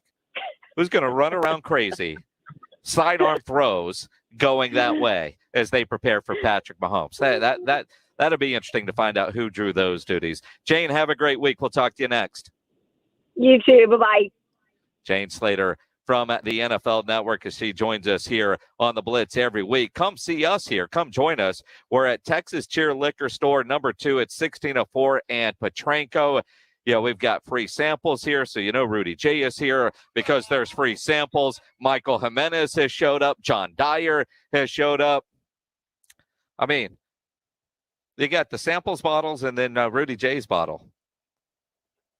I don't know why they even give you the cup. I mean, I know you go back. It's part of it. One of the things. Clint Stoerner will join us in about 10 minutes. We'll grab Jimenez here in a bit as well. Come see us here at Texas Cheer Liquor number 2. Hey, I'm going to tell you guys about River City Oral Surgery. Nothing's worse than when you go to any kind of medical office, doctor office, dentist office, you ask them what it costs and they say they don't know. And they honestly don't know because of insurance, right? It's part of it. Very frustrating. If you need your wisdom teeth out, if you need a tooth pulled, if you need implants, you need Dr. Mark Havercorn at River City Oral Surgery. He's a specialist, an oral surgeon, medical doctor that treats people of all ages, and he offers direct patient care so you don't need a referral. What that means is you call, you make an appointment, and it's cash. And when I say cash, it's you put on credit card. He offers financing, but he doesn't take your insurance. He doesn't want your insurance. And all his prices are listed on the website, so you know exactly what it's going to cost you. And if you have insurance, a lot of times River City Oral Surgery is going to be less, and you could even submit a claim through your insurance company and get some money back. All prices are inclusive. It includes all your post-op care. There's no hidden fees. Call 210-778-0002 to make an appointment or go to the website rivercityoms.com. Free market medicine is the way to go. You know what you're going to pay. You know you're going to get the best care. In fact, people drive from all over the state of Texas to go see Dr. Havercorn. River City Oral Surgery, a full-scope oral surgery practice on 1604 and I-10, basically across the highway from Topgolf. Call 210-778-0002 or go to the website rivercityoms.com. That's rivercityoms.com for River City Oral Surgery. They're hitting the hardwood and hooping it up. College basketball is back on the court, and we've got all the action. A three-pointer, it's good! The games you want to hear all through bowl season. San Antonio Sports Star, ESPN 1250 and 94.5 FM. If you're shopping for a new vehicle, you need to go see my friends over at Ancira Chrysler, Jeep, Dodge, and Ram Truck, part of the Ancira Itonado Complex. Very easy for me to tell you about and recommend Ancira because I am a long-time Ancira customer. Through the years, I've bought many vehicles from Ancira, and it's because of their great customer service before, during, and most importantly, after the sale. They're going to make sure you're getting the vehicle you want with the options and features that you're looking for. They'll give you great value on your trade-in, the best rebates and financing options that are available, and you know price made Ancira number one. Price keeps Ancira number one. So think Ancira. Ancira Chrysler, Jeep, Dodge, and Ram Truck, part of the Ancira Itonado Complex on I-10 West between Wurzbach and Hebner. Jay Farner here, CEO of Rocket Companies. If you thought you missed your chance to refinance and save, think again. Mortgage rates have recently dropped below 3%, and Rocket Mortgage can help you save big. You could lower your monthly payment and prepare yourself for a better financial future. But you've got to act now. Call us today at 833-8-ROCKET or go to rocketmortgage.com. Rocket. Conditions apply. Equal housing lender licensed in all 50 states. NMLSconsumeraccess.org number 3030. Finding the right Medicare plan may feel impossible, but now it's anything but. With Walgreens Find RX coverage tool, you can compare plans online, over the phone, or in person, making Medicare easier than ever. Easier than picking which true crime doc to watch, figuring out that Wi-Fi password, or putting the duvet cover back on. So if you can do those things, with Find RX coverage, you can definitely Medicare.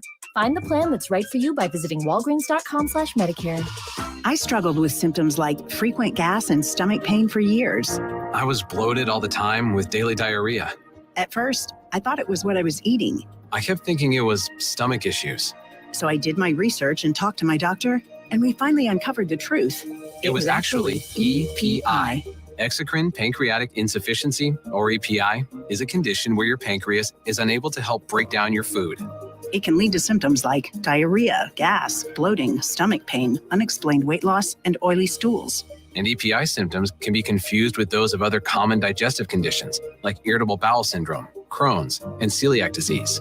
So getting to the right diagnosis meant being more open with my doctor about the severity of my symptoms and how often they were happening. But there's good news. EPI is manageable, so don't wait any longer. Use the symptom checker at identifyepi.com and schedule a visit or call with your doctor to ask, could I have EPI? Sponsored by AbbVie. Shop on eBay this holiday season to get more for your dough on stand mixers, or get more for your buck on this season's hottest tech and gaming gear. And on eBay, you can even get more OMG deals to turn this Black Friday into the best Friday ever. Get more because you save more on premium brands with eBay's exclusive Best Friday Ever deals. Get more when you get it on eBay. Life is already full of surprises, but your tuition shouldn't be one of them. While education costs rise in the U.S. every year, University of Phoenix is committed to protecting you from rising tuition costs with our tuition guarantee. We lock in your tuition so you can count on fixed, affordable tuition from the moment you enroll to the day you graduate from your program. Learn more at phoenix.edu. Sunday, Prescott and the Cowboys ride into Kansas City. Can a Chiefs slow down a team that's won 7 of its last 8? Find out Sunday afternoon at 3:25. Presented by AA Best Bail Bonds and Ewald Kubota, San Antonio Sports Star, ESPN 1250 and 94.5 FM. This is Rob Thompson. I'm your home for Dallas Cowboys football. San Antonio Sports Star, ESPN 1250 and 94.5 FM. It is the Blitz, San Antonio Sports Star, ESPN AM 1250, 94.5 FM.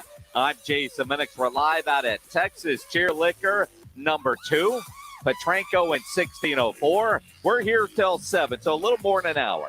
Come by. We've got a lot of free samples. And A.D. Singh, who owns the place, you were saying this right here, this is like one of the busiest weeks of the year coming up. Yeah, this is our third busiest holiday of the year. Third busiest holiday. Sir. And you realize when you said that, I thought, well, yeah, because everybody's around all their family. So you need to make sure you come in here and get everything that will help us all through the long holiday weekend. Yes, sir. Here at Texas Cheer Liquor number 2, we have a good variety of everything you'll need for the holidays, especially the libations to get you through all that family time you'll be spending. As we've done this now at 2 other locations. You've got 4 total. This is number 2. I guess we're going backwards. With 4, we were 3. Now we're at 2.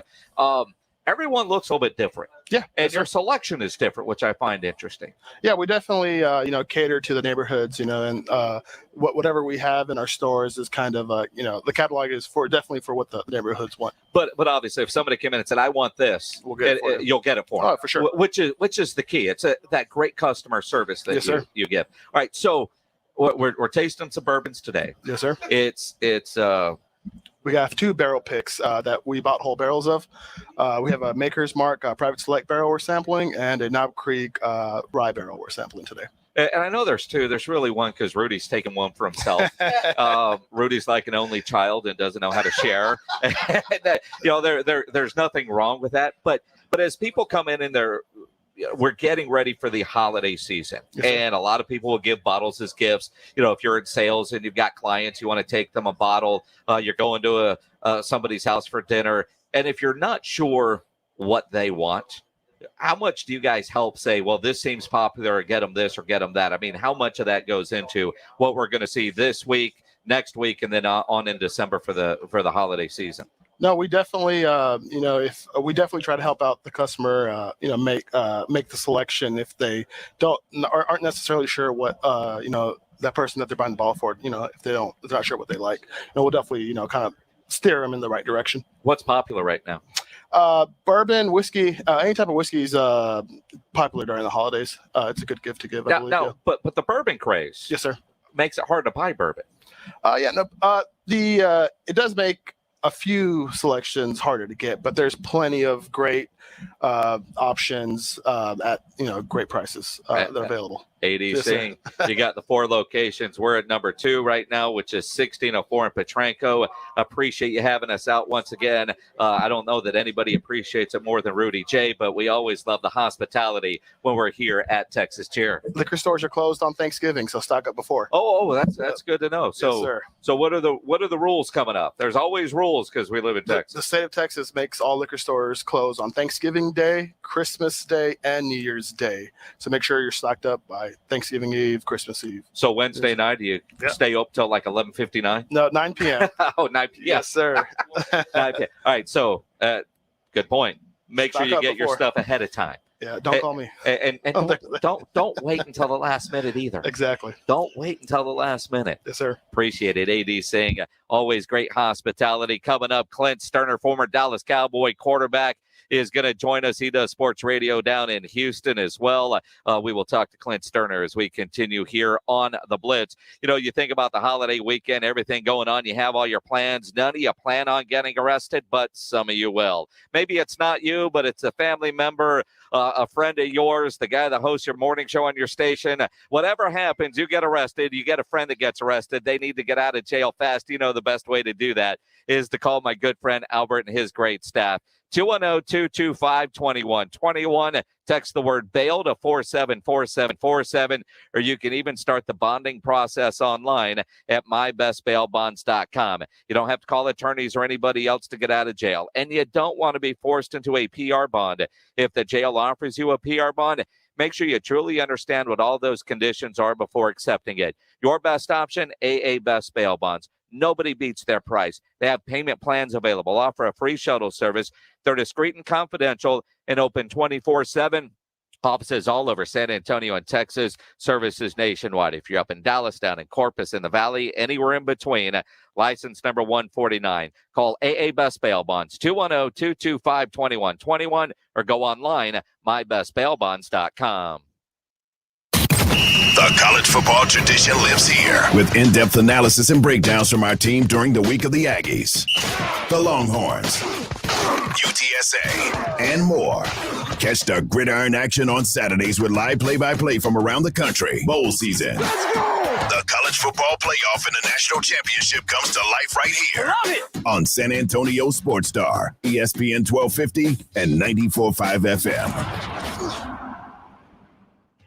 The Rock the Mic finale will be live at the Slacker Sports and Arcade Bar North Star location. Tomorrow, we will have our final 3 and our Jim Beam wild card with us, and we're deciding the Rock the Mic 2021 champion. Who's going to be our next champ? Join us at the OG Slackers North Star location and help us congratulate our new ESPN Sports Star team member, and you can enter to win Dallas Cowboys home game tickets. Rock the Mic 2021, brought to you by Slacker Sports and Arcade Bar and in part by Jim Beam. Been thinking about natural biologic therapies to treat your chronic joint pain? Meet Tyler Vale, co-founder of QC Kinetics. To me, it is such an easy decision. If you are truly looking to avoid surgery and not treat yourself with Band-Aids like steroids and pain meds, then really there is no other option. And that's what I love so much about what I get to do. QC Kinetics offers a variety of restorative natural options to rejuvenate the tissue in your joints and give you your life back. When they come back a few months later, and it's so affirming to see their quality of life change in such a positive way. Are you tired of the joint pain that keeps you from living your best life? Call QC Kinetics to learn more about these exciting restorative and regenerative options. And you've been looking for an answer, something to avoid surgery. I'm just giving you the answer you've been looking for. QC Kinetics. Kinetics is energy in motion. We want to keep you in motion. Get your free consultation today with QC Kinetics. QC Kinetics, 210-571-0318 in Hollywood Park and Westover Hills. Call 210-571-0318. That's 210-571-0318. It's that time of year again when Smoky Mo's Barbecue is gearing up to smoke Thanksgiving turkeys for our neighbors in the San Antonio area. Each turkey will be made using our secret rub and smoked to perfection in-house. You can buy it solo or with our feast that includes sweet potato casserole, cornbread dressing, green bean casserole, and a delicious pumpkin pie from Tootie Pies. Pre-order at SmokyMo'sBarbecue.com or by calling your store. Don't dawdle. We sell out every year. Happy Smoke Turkey Day, y'all, from Smoky Mo's Barbecue. Are you ready for Diamonds Direct's biggest and final store-wide sale of 2021? It's this weekend. 3 days of extra savings store-wide. I'm talking an extra 20% off all earrings, all bracelets, all bands, all pendants, all fashion jewelry. Virtually everything in every case is on sale. Lowest prices of the year. And your last chance for store-wide savings before Christmas. You can't miss this. This is the big one. Details at diamondsdirect.com. Friday, Saturday, and Sunday only at Diamonds Direct. Official jeweler of the Dallas Cowboys at the shops at La Cantera. This is the home of the Cowboys, Rangers, and Aggie football. KCDC, San Antonio Sports Star, ESPN, AM 1250 and 94.5 FM. Jason Minix, the Blitz. It is the Blitz here on San Antonio Sports Star, ESPN AM 1250, 94.5 FM. I'm Jason Minix. Glad to have you along on this Wednesday. You got an hour to come see us over here at Texas Cheer Liquor number 2, which is 1604 in Petranco, right across from the Walmart on Petranco in the Strip Center. Come by, hang out with us. Plenty of free samples with some Knob Creek and some Maker's Mark. Getting ready, thinking about a week from now, Thanksgiving, everything going on. So come see us here at Texas Cheer number 4. Let's talk to Clint Stoerner, former Cowboy quarterback, now does radio at Sports Radio 610 in Houston. Clint, how's your Wednesday going?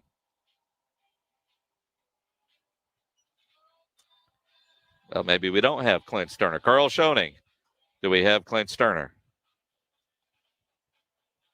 Carl Schoening, do we have a Carl Schoening? Sounds like awesome. I'll go get him back. Yeah, all right. Go get it back. Go find Clint Stoerner. We'll figure this out. So in the meantime, a couple of housekeeping things that we'll take care of. Tomorrow we're going to be live out at Slacker Sports and Arcade Bar from 4 to 7, as we will crown a Rock the Mic champion tomorrow out at Slacker's North Star location. So if you've been following along, we have our finalist. We will announce a winner tomorrow live out at Slacker Sports and Arcade Bar. You want to join us and really get the week started. So we've got that going on tomorrow. And tomorrow at 6 o'clock during the Blitz, we'll also give away that $50 gift card to Tri-County Meat Market for grilling with the Blitz. So if you've done some grilling, you took some photos of that meat on your grill, make sure you upload it at sasportstar.com, and you will have a chance to win that $50 gift card from Tri-County Meat Market. He is back, Clint Stoerner from Sports Radio 610, joining us now. Clint, how's your Wednesday? Man, it's going really, really good, man. Got some great news on the last hour of our show, and it made for a quick hour, brother. And my Hogs won Saturday, so hell, I'm doing good, baby. How about you? Yeah, I'm sitting right now doing my show in a liquor store. Oh, talking about meat markets. Yeah, talking about meat markets and sampling. We got some Maker's Mark and some Knob Creek. So, yeah, Texas Cheer Liquor here at 684 in Petranco, man. Life isn't bad, but you talk about that good news for Houston. And quite frankly, I did not think that was going to happen. Justin Verlander re-signs with Houston. The news comes about, 40 minutes or so after he declined that qualifying offer. And I thought, well, he's gone. And boom, his brother breaks the news. Yeah, man, look, $18.5 million wasn't going to be enough. He needed about 7 more. He needed about 6.5 more and a player option for a year too, man. I absolutely love it. I don't pay much mind to I don't want to step on anybody's toes because you may believe in this, but I don't pay much mind to the sources say, well, they got him linked to the Pinstripes up in New York, and they got him linked to Anaheim out on the West Coast LA out on the West Coast because LA's making moves with different pitchers and got a little money to spend, and they're going to be aggressive. I don't pay much mind to that, but I will be honest. I didn't expect him to be in an Astros uniform next year. And I am a huge Justin Verlander fan. And the news that broke 45 minutes ago was absolutely huge, man. I think the Astros it's a perfect fit because the Astros have seen Justin Verlander have a tremendous amount of success in their uniform. He's a great fit in this clubhouse. No matter what stories you hear, being bounced around out there, he's a great fit in the clubhouse. I think the short contract fits exactly what Jim Crane is interested in. Which unfortunately, on the other side of that coin, we're seeing it hurt the Astros in terms of giving Correa a long-term deal. But boy, a 1 or 2 year deal for a guy like Verlander's right up his alley. And I think right now in Houston, Jason, after this particular World Series with the issues in the starting rotation that the Astros had, I don't know if that we as a fan base could get any sweeter news than to know that Verlander's going to be at the top of the rotation for 1, maybe 2 more years. And I'm an Astro fan, and I'm excited about the news that Justin Verlander has signed. So I don't want to sound like I'm raining on the parade, but at his age, coming off of Tommy John surgery, can he be the Justin Verlander that he was before the injury?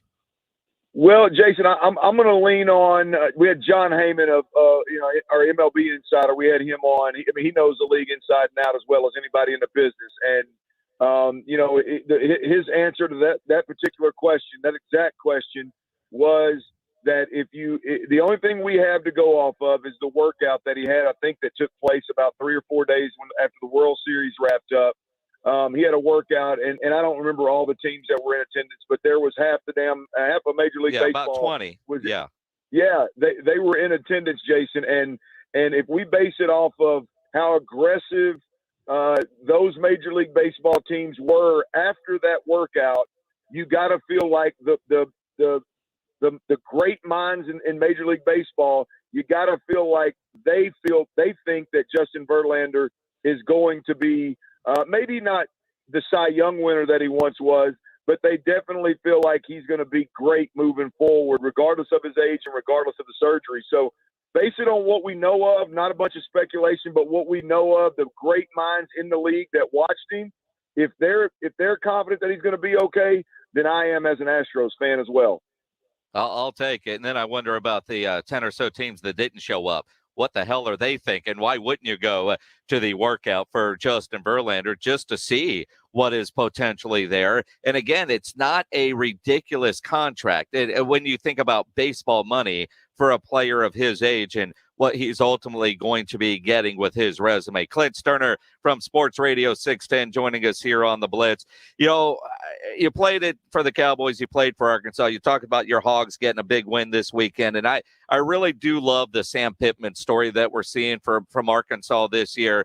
But as a Longhorn fan, I think the demise of this Longhorn season started up there in your neck of the woods, man. That loss to Arkansas, they seemed to recover a little bit. Then they were up 38-20 on Oklahoma, and it's been downhill ever since. But I blame you, man. I blame you and Hog Nation for what the hell is going on the 40 acres. This is insane.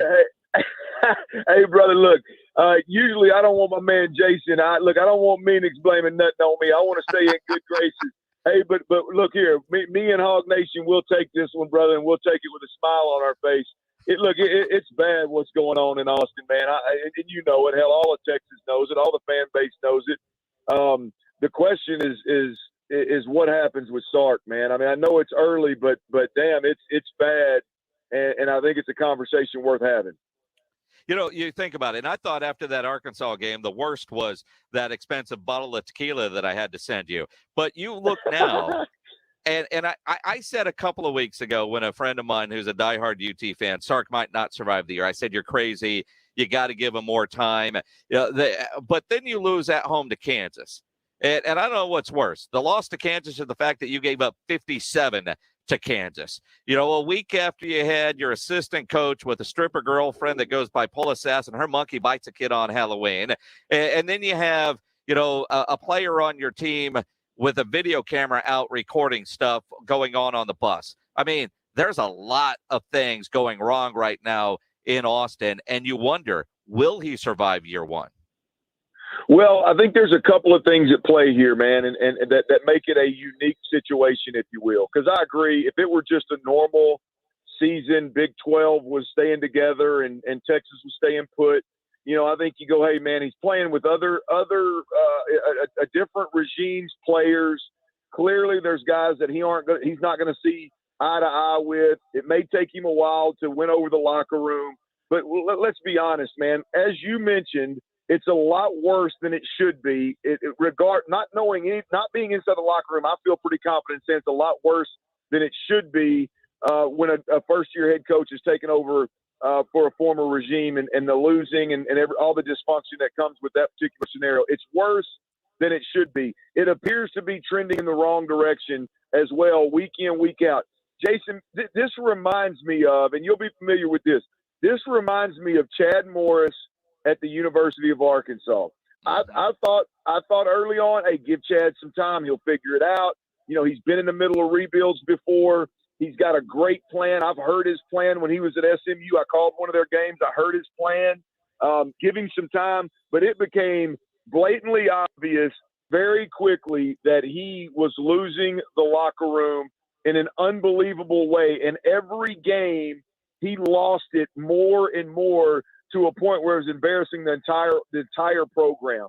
I think Sark is in the same type of situation. And if you add to the mix, right, if you add to the mix, I think in 2 years, by the way, I think by 2024 they're in the SEC, in my opinion.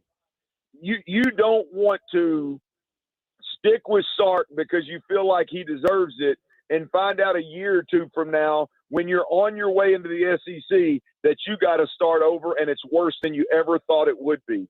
There's a different sense of urgency with that being the case, Jason. You know, Clint, and with all the work you do with college football especially, you might have better context to this, but, you know, Chris Del Conte, the athletic director at UT, put out a letter yesterday as part of his regular newsletter, and he addressed some issues that are real concerns, but he said in his letter to the UT fan base, 52% of their 2018 signing class, 46% of the 2019 signing class are no longer there. Half of the student athletes from two classes that were ranked as the third best recruiting class in the country, mind you, are gone. That seems like a major indictment on the program, going back to Tom Herman, but also with what you're seeing from Sark, who said this week he expects 33 different new scholarship players in the locker room next year. I don't know what the context is as far as turnover rate amongst major universities like that. Are those numbers in line? Are they seemingly high to me? But that tells me a big issue. You can get them on campus. You can't keep them. Well, and yeah, you're right. I mean, I remember Chad Morris turned that locker room in 2 years. Chad Morris turned it 75% plus. I mean, it was, but again, that was part of a losing formula, obviously. That was part of a nightmare formula. I'll always say this, Jay, and I've covered college football for a long time. When a new coach takes over, the second and third year are the more difficult years because at that point in time, the percentages that you just said, right? If there's 50% of one class and 40-some-odd% of the other class, that means all the good players left. That means you've got players left that have no choice. They're either starting and not playing worth a damn, or they're not good enough to play. Well, a new coach's second or third year, those are the leaders in his locker room. So if he's not recruiting, like not just 4 and 5 stars, but if he's not recruiting leaders of men year in, year out, his locker room is going to be an absolute mess show if you're picking up what I'm putting down. And so, look, the turnover doesn't surprise me. The problem of having your upperclassmen, somebody else recruited, and those guys being bad apples is a major problem, and it's something that's real. It's all about who he is able to recruit. You said there's going to be 33 new scholarship players in that locker room next year. Hey, 25 of them better be contributors. 20 of them better be difference makers. And the majority of them better be leaders of men, or he's going to have a real problem on his hands in year 2 and year 3. And you think about coaches, and we're talking about Sark in his first season about getting fired, and, you know, hearing his press conference this week and knowing things that he's gone through in his personal life, he's obviously overcome a lot of adversity. But you think about his buyout, it doesn't sound like a guy that's overly concerned. And you look at all the jobs that are open, LSU, TCU, Virginia Tech, Washington State, Washington, USC is still open. And then I see Mel Tucker is getting a 10-year, $95 million contract. Jeff Traylor at UTSA just signed a 10-year, $28 million contract extension.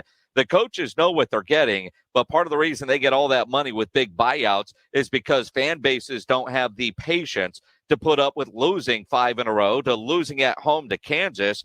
But would it be the smart move for Texas to pull the Band-Aid after 1 year, or is it the smart move? Get them out of here. Don't wait 2 or 3 years and start over once again, because that's what Texas has done since Mac Brown left.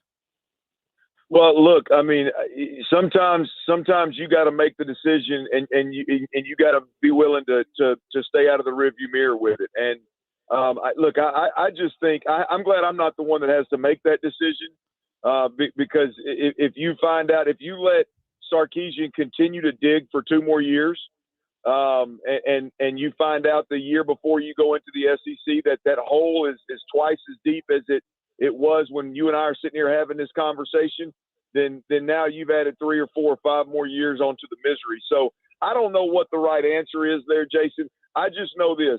I know Sarkisian has done nothing, absolutely nothing in his entire career to earn a longer leash. There's certain guys that you mentioned Mel Tucker, right? Mel Tucker gets locked up because he's having a hell of a season as a head coach. Sark hadn't done that. I mean, you know, there's reason to keep him around, sure, but there's also reason to consider moving on from him after 1 year. And I'm telling you, this is very, very similar to the Chad Morris years at Arkansas. For all your listeners out there, all the Texas fans, go back and look at that and see how that played out, man. It is very, very similar. And if it ends up continuing that direction, it'll be bad for the Longhorn crew, that's for sure. So what I'm hearing you say, and I don't want to put words in your mouth, but if it's comparing to the Chad Morris years in Arkansas, if you're Chris Del Conte, make the move when this season is over and start over next. Well, if he's got a guy, here's the deal is I don't believe in just pulling the trigger on a guy that you committed to, that you obviously at one point believed in a major way, and not having an answer. My deal is you're the University of Texas, and I mean, you should have damn near your pick of the litter. And I don't care what anybody says the state of the program is, or what kind of kids are in the program, or how arrogant or whatever the fan base is and the alumni base. I don't care about all that, man. I mean, you are the University of Texas. You're a top 5 program in America any given year, any way you slice it. And you should be able to go out and handpick, for the most part, your next coach. If that guy's available right now, and you can go out there and get him, then hell yeah, I pull the Sarkisian Band-Aid and I move on. If that guy's available and you know he's going to come available next year or be interested next year for one reason or another, then I'll give Sark another year and put him on the hot seat. But watching right now at Texas is unacceptable, man. There's no excuse to get beat by the University of Kansas the way that you did. I 100% agree. And the other part of that, if you think that guy might be interested next year, you've got all the money in the world if you're Texas. And if you don't just go print some more, you're able to do that and just go get who you want. Buyouts be damned. They can afford everybody's buyout, whether it's getting a coach out of his current deal and getting Sark out of his deal. And they're still paying Tom Herman and that staff a whole bunch of money not to coach. They got plenty of money for the buyouts just to get it right. Clint Stoerner from Sports Radio 610. Let's stay on college football as opposed to talking Texans. The College Football Playoff Committee. I look at, and you look at Mel Tucker, you know, Michigan State. You look at where Oregon is ahead of Ohio State. I know we still have a lot of football to be played, but trying to figure out those top 4 teams and what the committee is thinking, you know, it seems like each week with the show, they've taken a different direction on where they're going. Well, Jay, the interesting thing here is the Cincinnati play, right? I mean, Cincinnati's sitting at 5 undefeated. You know, I feel like Georgia's going to sit at number 1 until the college football playoffs start. I think that's fair. I do believe that Oregon's going to finish the Pac-12, and they're going to be in the 2 or the 3 hole. And then you look at whoever wins the Big Ten is going to be in that 3 spot, right? What happens from there is going to be a problem for the College Football Playoff Committee. Because check this out. I broke it down, right? You got Cincinnati sitting at number 5. You gotta make a strong case to place somebody ahead of Cincinnati to keep a group of 5 team out. You know it's going to be a huge conversation and a lot of drama around it. Are you going to put a 2-loss Bama football team there? Are you going to put a 1-loss Big 12 champion there, whether that's Oklahoma or Oklahoma State? Are you going to put Notre Dame there, who's Cincinnati's already beaten? Right? I mean, who are you going to put there? Are you going to put a 2-loss Big 10 team, Michigan or Michigan State or Ohio State, whoever doesn't make it to their conference title game? Are you going to put that 2-loss Big 10 team in front of Cincinnati? What are you going to do to keep the Group of 5 team out of the college football playoff this year? We got 2 weeks to go, and it's already going to be an absolute hell of a task for the college football playoff committee to explain that one if and when it does happen. The fact that Cincinnati isn't in the top 4 right now, they've got them on the outside looking in, says, we know we told you could come to the party, but we really don't want you here. And we'll do everything we can to make sure you don't get to come. And, we'll leave you on the outside. You'll end up in the Fiesta Bowl because you'll get a New Year's Six Bowl. But if I've got to bring a Cincinnati team that's going to bring how many people, and are they going to make a good TV football matchup? And how many fans are going to travel? Do I want you or do I want Alabama? They're going to pick an Alabama. Jason, there's no doubt about it. And they do it every year. The fact that they're not in the top 4 already, it tells you all you need to know, man. I mean, they don't want to put them in the top 4 because then you got to justify pulling them out. If you put them at 5 or 6, you can always, or at least on most years, it's all going to work itself out. There's going to be 2 or 3 options that you can justify placing above Cincinnati or above that highest ranked Group of 5 team. Here's the deal, Jay, is that this is a unicorn year. There's no Clemson, right? Like I said, there's no Clemson. OU getting beat, that killed the Big 12 opportunity for a team to be the obvious jump of Cincinnati. Notre Dame already losing to Cincinnati makes that a difficult conversation. I mean, the way the season is unfolding, along with Cincinnati playing as well as they are, is putting the college football playoff committee in an unbelievable predicament to where they're going to have to explain. And they do a fairly good job every year of explaining it. I think it's going to be tougher than hell this year to explain keeping Cincinnati out. And like I said, we're not done yet. Hell, there could be more chaos that could make it more difficult. We're not done with college football season yet. No, and I think they're hoping that Cincinnati loses. And here in San Antonio, there's an undefeated UTSA Roadrunner team at 10-0 that is at 22 right now in the playoff. They have no shot at jumping up there, even if they finish undefeated and say they and Georgia are the only undefeated teams. UTSA still isn't going to get that opportunity.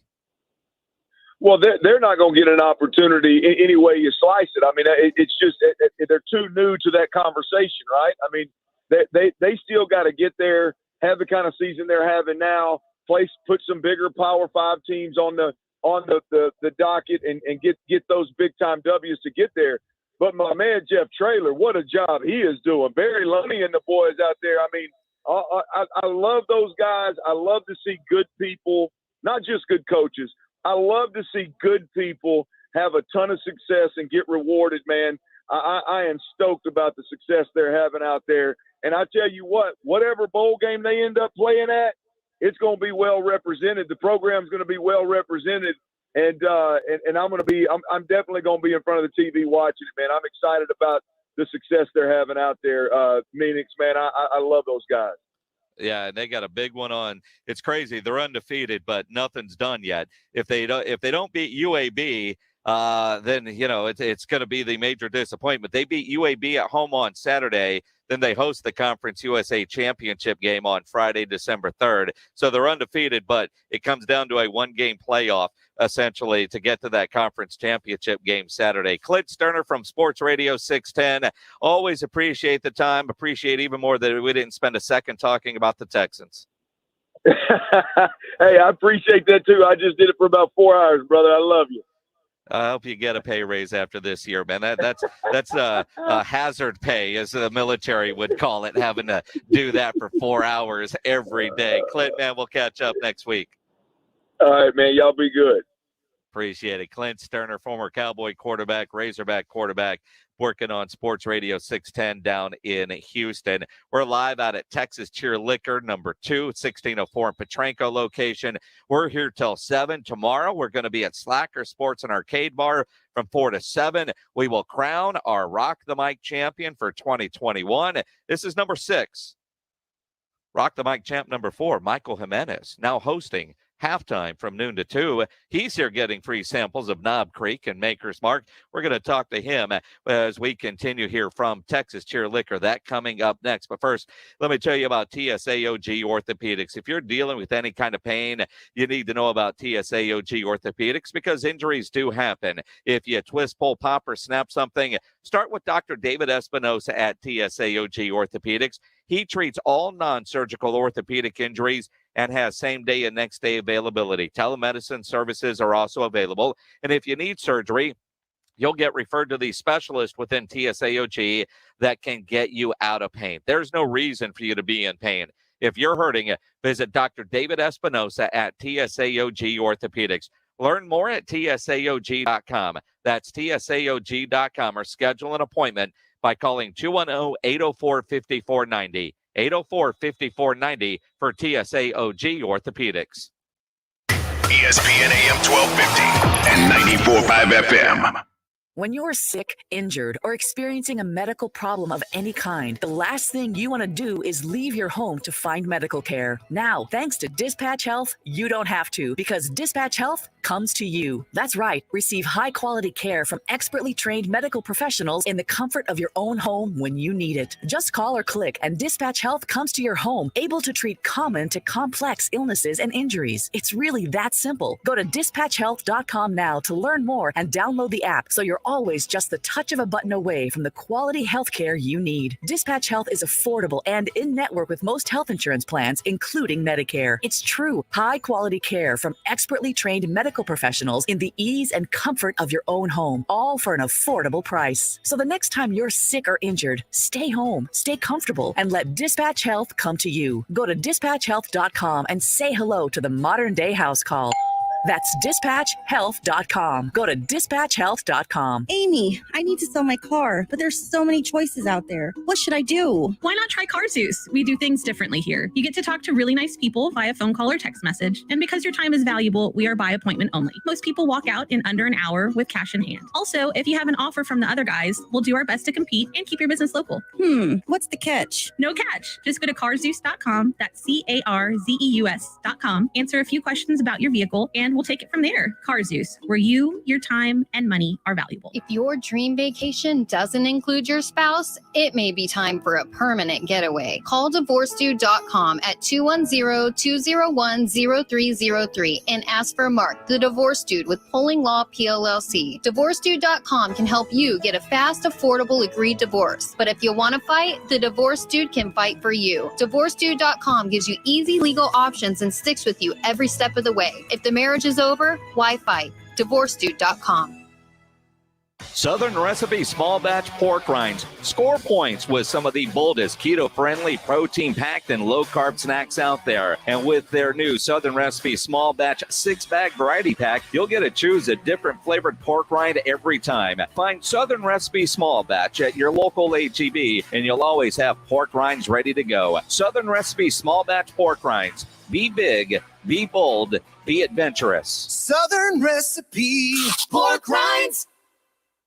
Not all pizza places are the same. Mellow Mushroom originated hand-tossed, stone-baked classic Southern pizza. Not in the mood for pizza? Order a calzone, hoagie, sandwich, burger, or a mellow salad and see how care goes into every item on the menu. Take your pick from 24 draft beers and or handcrafted cocktails. And many of the pizzas can be made gluten-free or vegan. Mellow Mushroom is at 1604 in Stone Oak Parkway. Hang with friends, watch the game, and mellow out at Mellow Mushroom.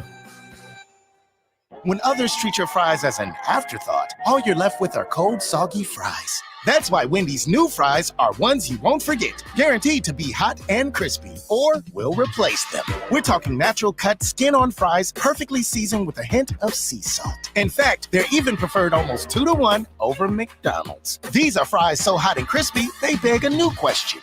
What would you like with your fries? Try them today, only at Wendy's. At participating U.S. Wendy's, taste preference based on a national taste test by an independent research company. If your family depends on your income and something happened to you, what would happen to them? You need life insurance, and SelectQuote can help you get it at a price you can afford. SelectQuote found Jacob, 40, who's in excellent health, a 10-year, $500,000 policy for only $19 a month. Not in perfect health? Don't worry. SelectQuote found Tanya, 40, who has type 2 diabetes, a 10-year, $500,000 policy for only $32 a month. We shop companies like Protective, Prudential, American General, and others to find you the company with the best rates.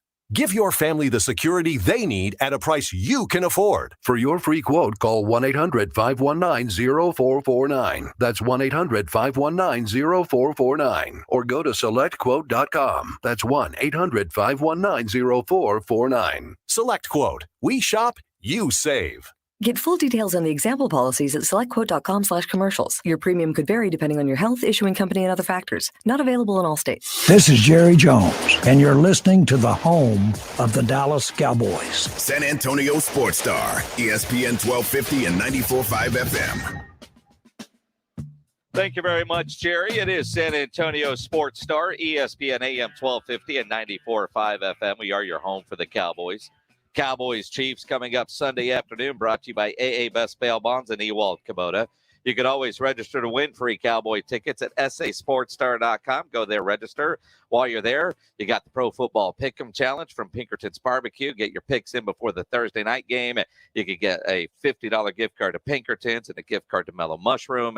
You can upload photos from meat from your grill. Win that $50 gift card to Tri-County Meat Market that we will give away tomorrow. Grilling with the Blitz every Thursday. Tomorrow we're going to be at Slacker Sports and Arcade Bar to crown our Rock the Mic champion.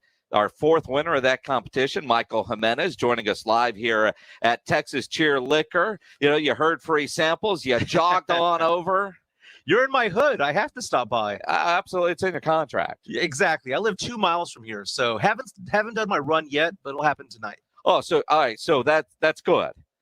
Take a couple of samples of the Knob Creek, then a couple of samples of the Maker's Markets, the Private Select. That's the good stuff.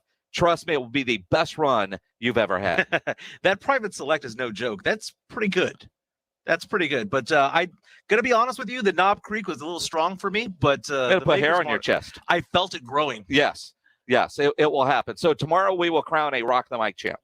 I'm excited about that. You're excited because now, even though you've been a champ, you've been on the inner circle, you've got to go into the private rooms. You understand a little bit more about how the sausage is made. I know. I saw the videos, all of them being played out there. I wasn't even supposed to be part of the selection committee, but ultimately I was. Yeah, because I didn't show up. I know. You mean come to the office? No. But no, there's some pretty interesting videos out there, and then the selection process to bring it down to 12 and then down to 5, and now we're at the finals. But this is the first finals that we've had in 2 years that's in person, because Quinn Hudson won last year. He was the virtual champ. Yes. There was no celebration, no fanfare. When I won, there were hundreds of people there. It was a party atmosphere. It was at the same Slackers location. Thanks for making Quinn feel bad. You know what? He got a motorcycle out of it. I got 2 shots of Jim Beam and a baseball hat. So, no, it was we figured out what this year's winner going to get. No, but it was fun times being out there at Slackers, and I couldn't believe it when I won a couple of years ago, but it's been a fun journey ever since. It will be fun tomorrow out at Slackers. Michael will be there. It's all of us are going to be there, except for maybe Carl Schoening. I think he's got Austin Spurs duties tomorrow night, but he's actually in for James Pledger. He went to some comedy show downtown, so I'm glad both you guys are here because Carl, your views of the Spurs, man, they are as homer as they can get, and I appreciate that. We're winning the championship, Jason. Come on now. I mean, look, and I'll be glad to take your money when the season ends for the Spurs in March. But when you when you look at it, I've come into this season feeling like they're not going to be good. I know they're not going to be good. I don't want them in the playoffs. I'd rather get a high lottery pick, but I want them to play good basketball and get better. I want to see the growth. The idea that last night, and I'm not going to get angry watching them play. And to steal a line from Jeff Traylor, I broke one of those culture pillars last night. I was so pissed watching that game against the Clippers. I turned it off in the third quarter. I was just angry watching them and wondering why, if you're going to play like this, and I'm coming to the dark side, boys, why not just bring up Josh Primo if this is what we're going to do? We're 15 games in, and I've already turned the battleship on my feelings about Josh Primo playing at the NBA level. No, I 100% agree with you. And I know, and that kills me. I'm a realistic fan when it comes to the Spurs. I am a Spurs fan through and through. The problem is that I realize that the Spurs do not have a superstar on the team. Mm-hmm. And historically, the Spurs get their superstars from the draft. Tim Duncan, 1998. David Robinson, 1987. You can even say Sean Elliott in 89 as well. The Spurs do well when they're in the lottery. Most recently with Devin Vassell, you can see that too. Right now, the Spurs have 4 players that would have played for the Clippers yesterday. They have 4 players that would have played for either Golden State or the Nets, who played each other last night. And that's the thing. We need to. Only many? 4. That many? Yeah. I mean, I don't know. I go back and forth. I want to see Josh Primo develop at the G League because I figure he'll get more minutes there and grow up a little bit, right? Carl, you do the Austin Spurs television broadcast. You get to see Josh Primo a little bit more than everybody else, and you see him courtside. Am I overreacting to one game, or is he better off staying at the G League level for the bulk of this season? Well, you send your rookies to the G League so you can see how they would develop in your offense as a primary option. If he were to play with the San Antonio Spurs, he would just simply be a floor spacer and maybe get some opportunities to create. But in Austin, they get the chance to give him a track record within the system, allow him to understand the system a lot better. The NBA is way more structured than I can explain over radio, and there's just more opportunities to develop in the G League because he played the first half, and I think he started 1 of 6 or 1 of 7 in that first half. And if he were getting Bryn Forbes minutes, he wouldn't have gotten the opportunity to then turn that into a 28-point night if you're kind of translating it. And I think in reality, Carl, I think you just answered my question.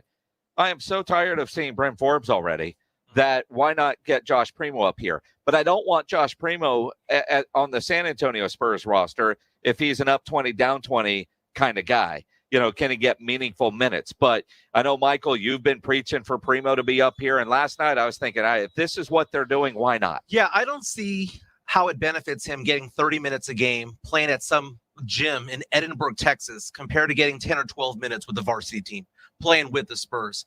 Now, Carl is right. If he had shot 1 for 6, he would never have had the opportunity to shoot his way out of that. But the fact of the matter is that 25 or more rookies right now are getting minutes in the NBA right now. This whole thing about how the G League is created for rookies just like Primo is absolutely false because most rookies are getting some run right now, especially those who were drafted in the lottery.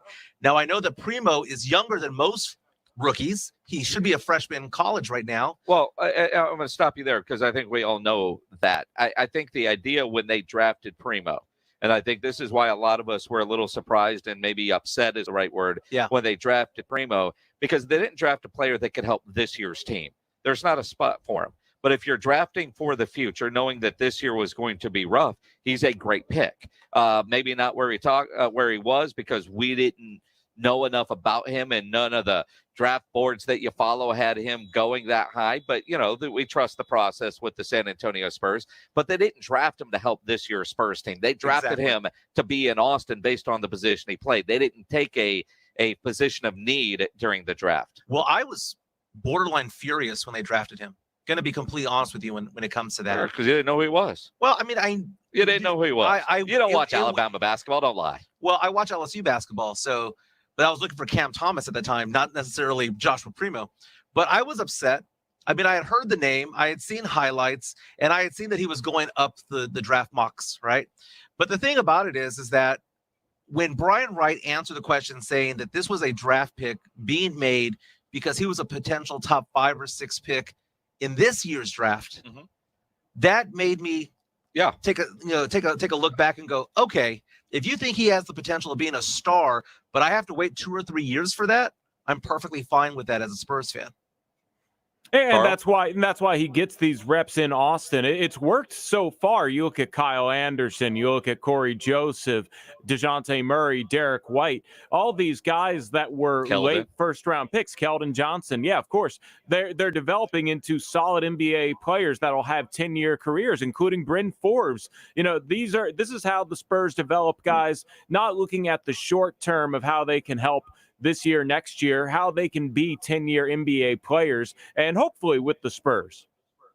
And the other part of that too is, I think we all know, and the organization is telling us, while they won't say tanking, they don't want to win games. They don't. And I say it that way. This year, what's the point of being a first round out and not picking high in the lottery? Give yourself the opportunity to pick in the lottery. The part that is frustrating me is I don't know who we're building around. Are we building around Keldon Johnson, which is what I kind of thought all offseason, but he has struggled to this point of the year. I love the way DeJounte has played this year. He's taken over the team. Are we building around him for the future? Because when you watch a lot of the other young basketball teams, they have a legitimate superstar on their roster that they are going to try to build around. And the Spurs don't have that. No, I agree with you with that. But DeJounte Murray has been amazing this year. I could not believe that he made a leap this great, because I thought he could get better. But 18 points a game, 8 rebounds, 8 assists, over 2 steals. And over the past 6 games without Jakob out there, he's averaging 23 points a game. I think DeJounte Murray is who you build around. And then you build around Devin Vassell and hopefully Primo as well. But Carl mentioned how all these late first round draft picks had gone to Austin. The one that didn't really was Devin Vassell. Well, they didn't have a G League last year. They didn't have an opportunity to do that. So what did he do? He hung around the varsity team. He hung around the actual Spurs. And look how well he's playing. Right now, he's the second best player on this team. Carl? Oh, what? I mean, yeah. Last Glad year you're was paying attention. Look, what do you want me to respond to that? Last year was a COVID year. They sent Trey and Luka down, but we know how that's going. Trey is the third point guard, and there's nothing left for him in the G League right now. And Vassell was NBA ready defender and shooter, and there's a need for that position. And I wouldn't be mad either way if the Spurs decided to send Vassell to that gubble or just keep him playing. He was averaging 17 minutes a game last year. So obviously there's an exception there with Vassell. And I think Primo is somebody that will eventually break into this NBA rotation here sometime, maybe in January, once they've figured out what he's really good at and excels at within the Spurs system on an NBA court. And I think it's fair to say, Vassell, to your point, Michael, I mean, yes, last year not going to the G League probably helped him at the NBA level where they couldn't do anything. He had the strangest rookie year of any rookie or all the rookies last year because of COVID. They traveled but couldn't leave the hotel. They, couldn't go out. I mean, it sucked for those guys. This is not the NBA that they dreamed of, but I do think he was a little bit more NBA ready, and the Spurs needed his talents last year. More so than if G League were an option, I don't know that he would have spent a lot of time in the G League, maybe a couple of trips up and down I-35. But I think the reality is the Spurs needed his skill set. So he's a one-off. That's a small sample size to try to make the argument you're trying to make. No, I'm not trying to make that argument. He was NBA ready, and Primo's not. Primo offensively may be NBA ready, but defensively he's not at this moment. But the point I'm trying to make is that these lottery players need to be developed up top. I don't see how they're developing so much in Austin because they're lottery picks for a reason. It's because they're talented. All these other players but they're late lottery picks. They're not top 5 picks. And I think there is such a difference. It's an argument you can keep trying to make. I'm just not buying it. Kind of like my feeling on crypto, but that might be changing. We'll talk about that with Michael Jimenez as we continue here from Texas Cheer Liquor, Petranco and 1604. We're here for about another 10 minutes or so. Come by and see us if you're in the area. Got free tastes of Knob Creek and Maker's Mark. Get some samples, get your bottles ready for the weekend and Thanksgiving next week. Remember, they're closed on Thanksgiving Day. So you got to think ahead and plan ahead because the state makes them close on Thanksgiving. And I don't think the staff here certainly minds that. Speaking of turkeys at Thanksgiving, the star of the show is your turkey over at Tri-County Meat Market. They do have a limited number of turkeys left if you want to pre-order them, and they're coming from Barber Farms out in Colorado. They'll be available next week. If you need your turkey, go get it ordered ahead of time. They're fresh, never frozen turkeys. It will be the best you've ever had. And Tri-County Meat Market for next weekend as well. Whether you're doing turkey, you're doing some beef, some brisket, whatever you need at Tri-County Meat Market has the best certified prime Angus beef cuts. They've got Wagyu, upper choice. In fact, I picked up a Wagyu brisket over at Tri-County today that I'm doing this weekend. They have everything you need to up your grilling game: beef, pork, chicken, fajitas, poppers. They've got specials going on this weekend. Bone-in prime rib and tomahawk ribeyes for $19.99 a pound. T-bones at $13.99 a pound. Porterhouses at $15.99 a pound. They always have the Pick 5 for $25, and at Tri-County Meat Market, they have that 10% discount for military and first responders. Tri-County Meat Market, 2 locations on Ralph Fair Road and on Heebner. Check their website, tricountymeat.com. Get your college game on. Get ready for the fight songs. It's college football. Touchdown! What a catch! Hear it live on San Antonio Sports Star, ESPN 1250 and 94.5 FM.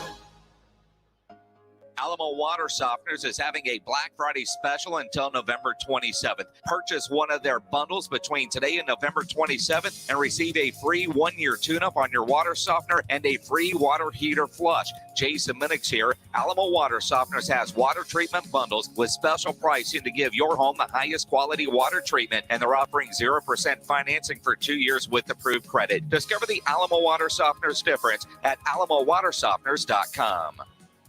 Fever is the leading symptom of COVID and the flu, and the only way to reliably detect fever is with an accurate thermometer.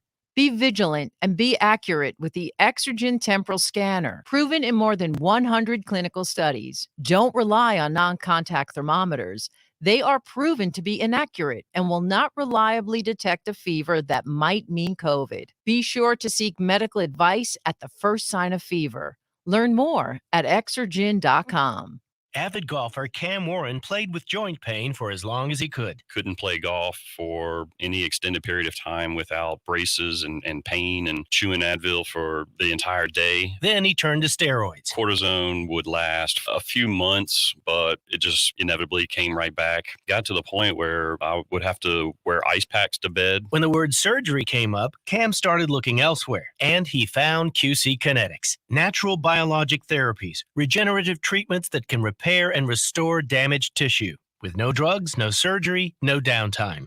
And now, very proud to say that it has definitely changed my life. I've played 36 holes multiple days in a row without pain. Everything is great. Call QC Kinetics now to schedule your free consultation. I would recommend QC to anybody. Call QC Kinetics, 210-571-0318. That's 210-571-0318. QC Kinetics, 571-0318. 1911 Cigars in Cibolo is the premier cigar lounge in South Texas and a must-stop for holiday shopping. Get your stocking stuffers at 1911 Cigars, like cutters, lighters, 5-packs of cigars, and 1911 gear, shirts, hats, whiskey glasses, coasters, and more. 1911 Cigars also offers gift cards, memberships, and lockers. Make your holiday shopping easy and go buy 1911 Cigars at 207 South Main Street in Cibolo. Online at 1911cigars.com. Hello, Discover here to explain our cash back match. Here's how it works. We give you cash back for using your Discover card on the things you were going to buy anyway. Then we match that cash back in your first year. And that's why we call it Cashback Match. Now to recap and say cashback one more time. We match all the cash back you've earned at the end of your first year automatically. Discover. Exceptionally common sense. Learn more at discover.com/match. Limitations apply. 2 teams, 22 players, and over 100,000 screaming maniacs. Your home for Cowboys football on San Antonio Sports Star, ESPN AM 1250 and 94.5 FM. San Antonio's home for sports talk is right here. San Antonio Sports Star, ESPN AM 1250 and 94.5 FM. want to thank our friends here at Texas Cheer Liquor for having us out today.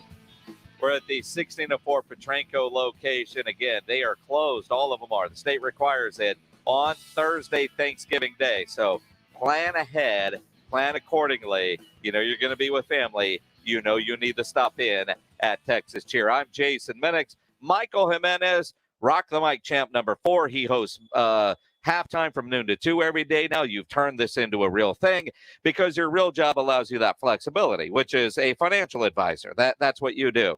Now, I'm intrigued and have been for a long time with the cryptocurrency, but I've never been willing to put $1 into it. And I like stocks that I can go and cash out, see them grow, do all that kind of stuff, and they're real. I haven't bought in on any crypto stuff yet. Well, Staples Center is going away. It's now going to be the Crypto Center. We come up with all kinds of good names for that, the Crypt, and which probably you don't necessarily want to call it the Crypt in LA, but I mean, there's all kinds of things there, but clearly this isn't going anywhere. No, they used to always say that cryptocurrency was the wave of the future, but it's the current now. It's today. How do we get this before flying cars? Exactly. And it's so funny because, like you, I have never paid $1 into any brokerage account to buy cryptocurrency. So you're a financial advisor. Some guy says, man, I got $5,000. I got $500 I want to put in crypto. You would say? I would say, like any other investment, make sure that it's no more than 10%. No more than 10% of anything stuff. The answer is yes or no. Well, the answer is it's perfectly fine to do so. Just don't be overweighted on it. So if I put put all your money into it. So if I handed you $500 and said put it in crypto, and then I watch it grow, it gets to 10,000. Can I actually get $10,000 back, or is it imaginary? It's like more often than not, yes. It just depends on which currency you're going for. Some are more liquid than others. See, now I know a lot of people that have a lot of money in crypto that they can't access. Right. Which is why I'm not putting anything in there. And they don't have it in something like Bitcoin, which is more reputable, for example.